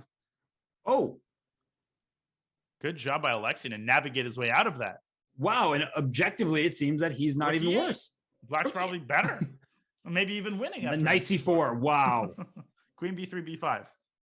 No, Queen B3, knight takes D2, attacking the queen. Oh, God. No, 94. Black. How did Alexei survive that? So if Alexei wins this one, no, there's no way. There's just not enough time, is there? It's over. He's going to have to win a game in about 5 seconds. Maybe Scholar's mate. Okay, well, F3 is a problem. You're down a piece. That's a problem. Is there anything that's not a problem? White's down time. Rook D1. Oh, that's a problem. Just flag him. Robert Hess is a problem. In like the complimentary way? In a good way. Like in the way when you say that person's bad, but they're good. Robert the problem Hess. Wait, how is White down? Oh, no. White was down a piece. Then he regained it. Now he's down a piece again. And now he's mated. Yeah. And Jose loses on time, but just making sure that the match clock will hit 0. That's all you need. So this game, I guess technically might not be the last one, but it's a 3-point spread. So it's not enough time remaining for Alexei to get back in the match. Nope, not even if it was 2. Oh, no, if it was 2, it would have been enough. Yeah, barely. And this is a bad line for Black. This is pretty well known. You're telling me that having a connected pawn chain up to E5 and a knight on F5 and a pawn on F4 and knight H6 F5 pawn is F5? Bad? Really? Yeah. I might need to check your credentials here, sir. This is F6, Queen H3. God. It's mate. And you know what the funny thing is? If Jose resigns prematurely here, okay, no. I was waiting for the funny part. there was no punchline. It's like those jokes about, it's like a whole series of jokes where somebody enters a building and there's something at every floor. 92 check was and before. He's thirsty. Yeah. And at the last floor, there's a punchline. Nice. But the point is, you're supposed to tell that joke for like an hour, and that's the punchline. Got F7. it. Well, F7. E6 is coming. Don't worry, Danya. Don't worry. E7, Will F7. Smile after he wins this game, though. No. This sounds crazy, but you know what Alexei has to try? What? He has to try to make a mate threat in the next game in the opening. Make a dirty move. Go make a mate threat and hope for a pre-move. That's the only chance. But no, he's not even going to be able to threaten mate. Right. Like Queen C7, Knight G4 or something. No, Knight G4, Queen H4. Okay, no, good. Forget it. I see Forget what you're said saying. anything. He's also just losing the game. Wait, what? Rook takes He's f4? also winning the game. That happens so fast, just like Summer Lovin', you know? Just like what? Summer Lovin'? Okay, that's some obscure 80s song reference that I don't get. Okay, you've never seen Grease. And yeah, it's an older reference, but Is that a musical? oh, Danya, just tell me more. Tell me more. Am I digging my own grave here? I mean, Alexi's digging his grave. Everybody blundered a piece. Oh gosh, I'm gonna have to give you some movie Rook F4. suggestions. Rook F4, Queen E3. Yikes. Yep, and that's the match. That Jose is. Martinez defeats Alexi Serrano. That was pretty well played. Yeah, that was. I mean, that was a topsy-turvy one, right? And, you know, there were some really resounding victories. There were also back and forth and time scrambles, but ultimately, I do believe that Jose, he earned that victory and he gets to move on and continue in the Bullet Chess Championship. But Danya, I don't even know what to say. It's been a fun day for games, and it's not over. So don't let anybody leave yet, because when Danya and I return from this break, we will be back with the DigitalOcean match of the day. So stay tuned. You will not want to miss that.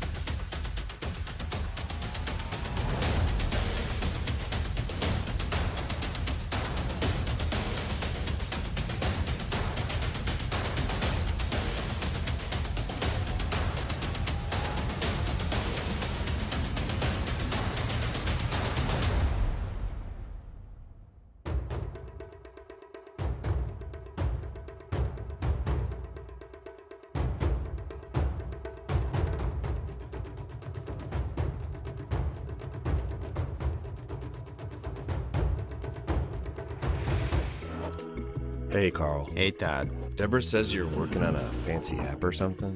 Hold on. Not really working on it yet. I just don't know which cloud service to go with. Well, I've got a cousin on my queen side that swears by DigitalOcean. Says they're easy to use, have straightforward pricing, and really focus on making developers happy. DigitalOcean, huh? I'm gonna check them out. What the hell? Dude, how are you doing that? I'm not.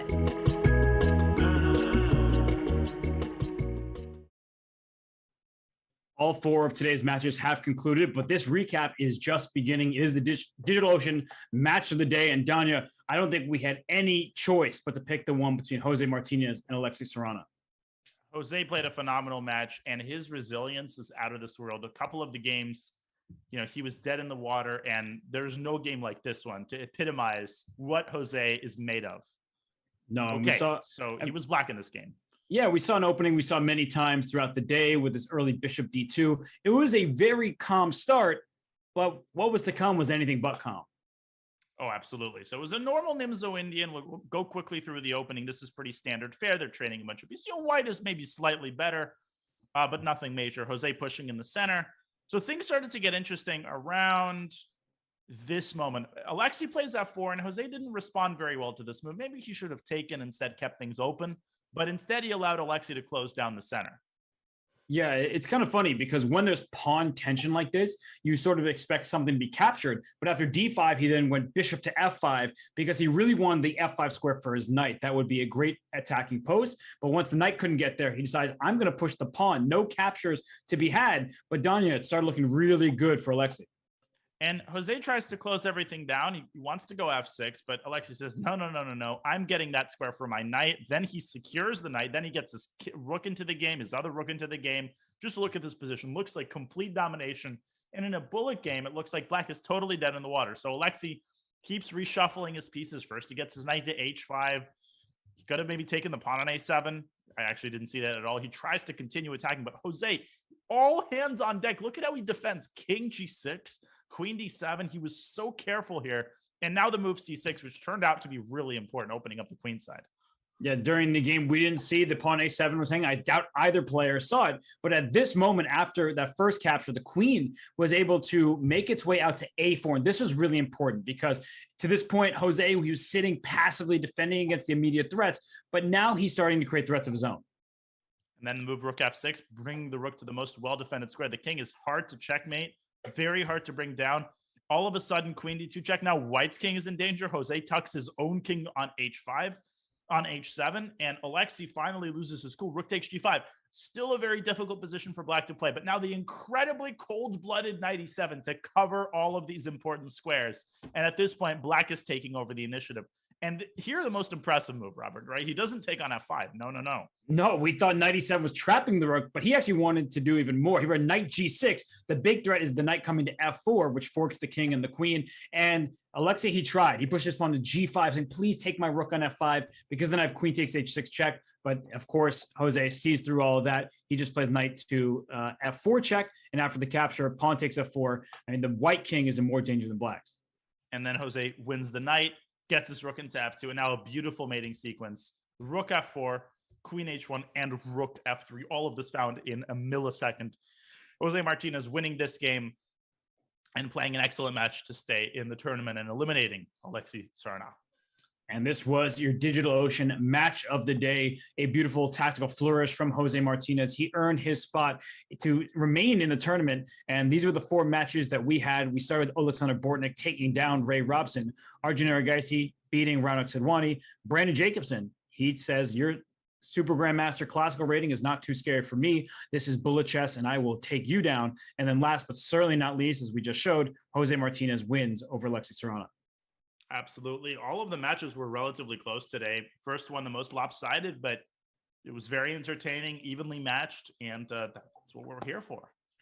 And now we know who the players will face next. Jose gets to play against Arjun. Alexander gets to play against Brandon Jacobson. And that's just on the bottom half of the bracket. That's the loser's bracket. A reminder to everyone, it's a double elimination format.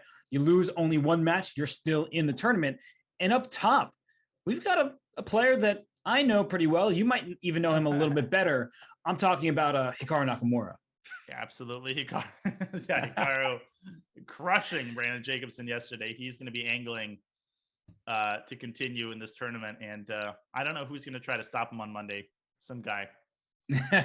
Not just some guy, some great commentator, great bullet player, great player overall. That is Daniel Naroditsky. So you two will be facing off on Monday, and we shouldn't count out Min and Andrew. You see the match right underneath. They have won both of their matches. It's Andrew Tang and Lituan Min. So the only international master in the field saying my title, don't worry about that. My play will do the talking. And of course, on down in the losers bracket, the 4 players who won their match today.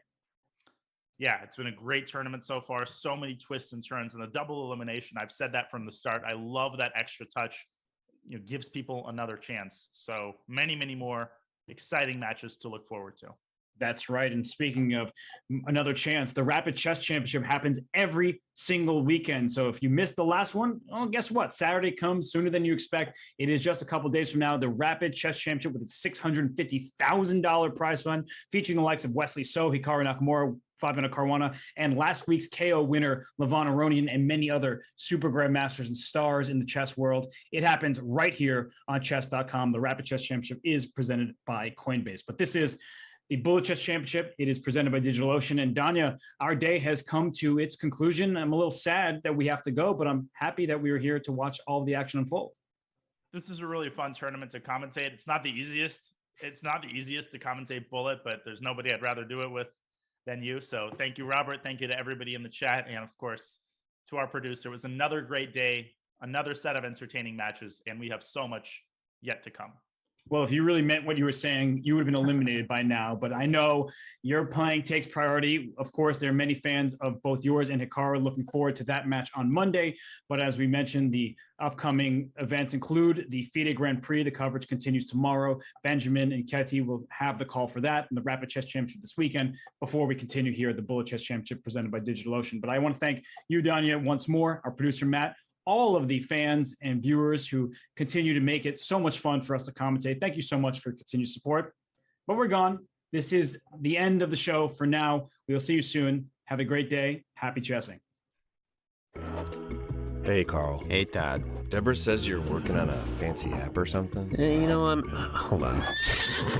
Not really working on it yet. I just don't know which cloud service to go with. Well, I've got a cousin on my queen's side that swears by DigitalOcean. Says they're easy to use, have straightforward pricing, and really focus on making developers happy. DigitalOcean, huh? I'm gonna check them out. What the hell? Dude, how are you doing that? I'm not.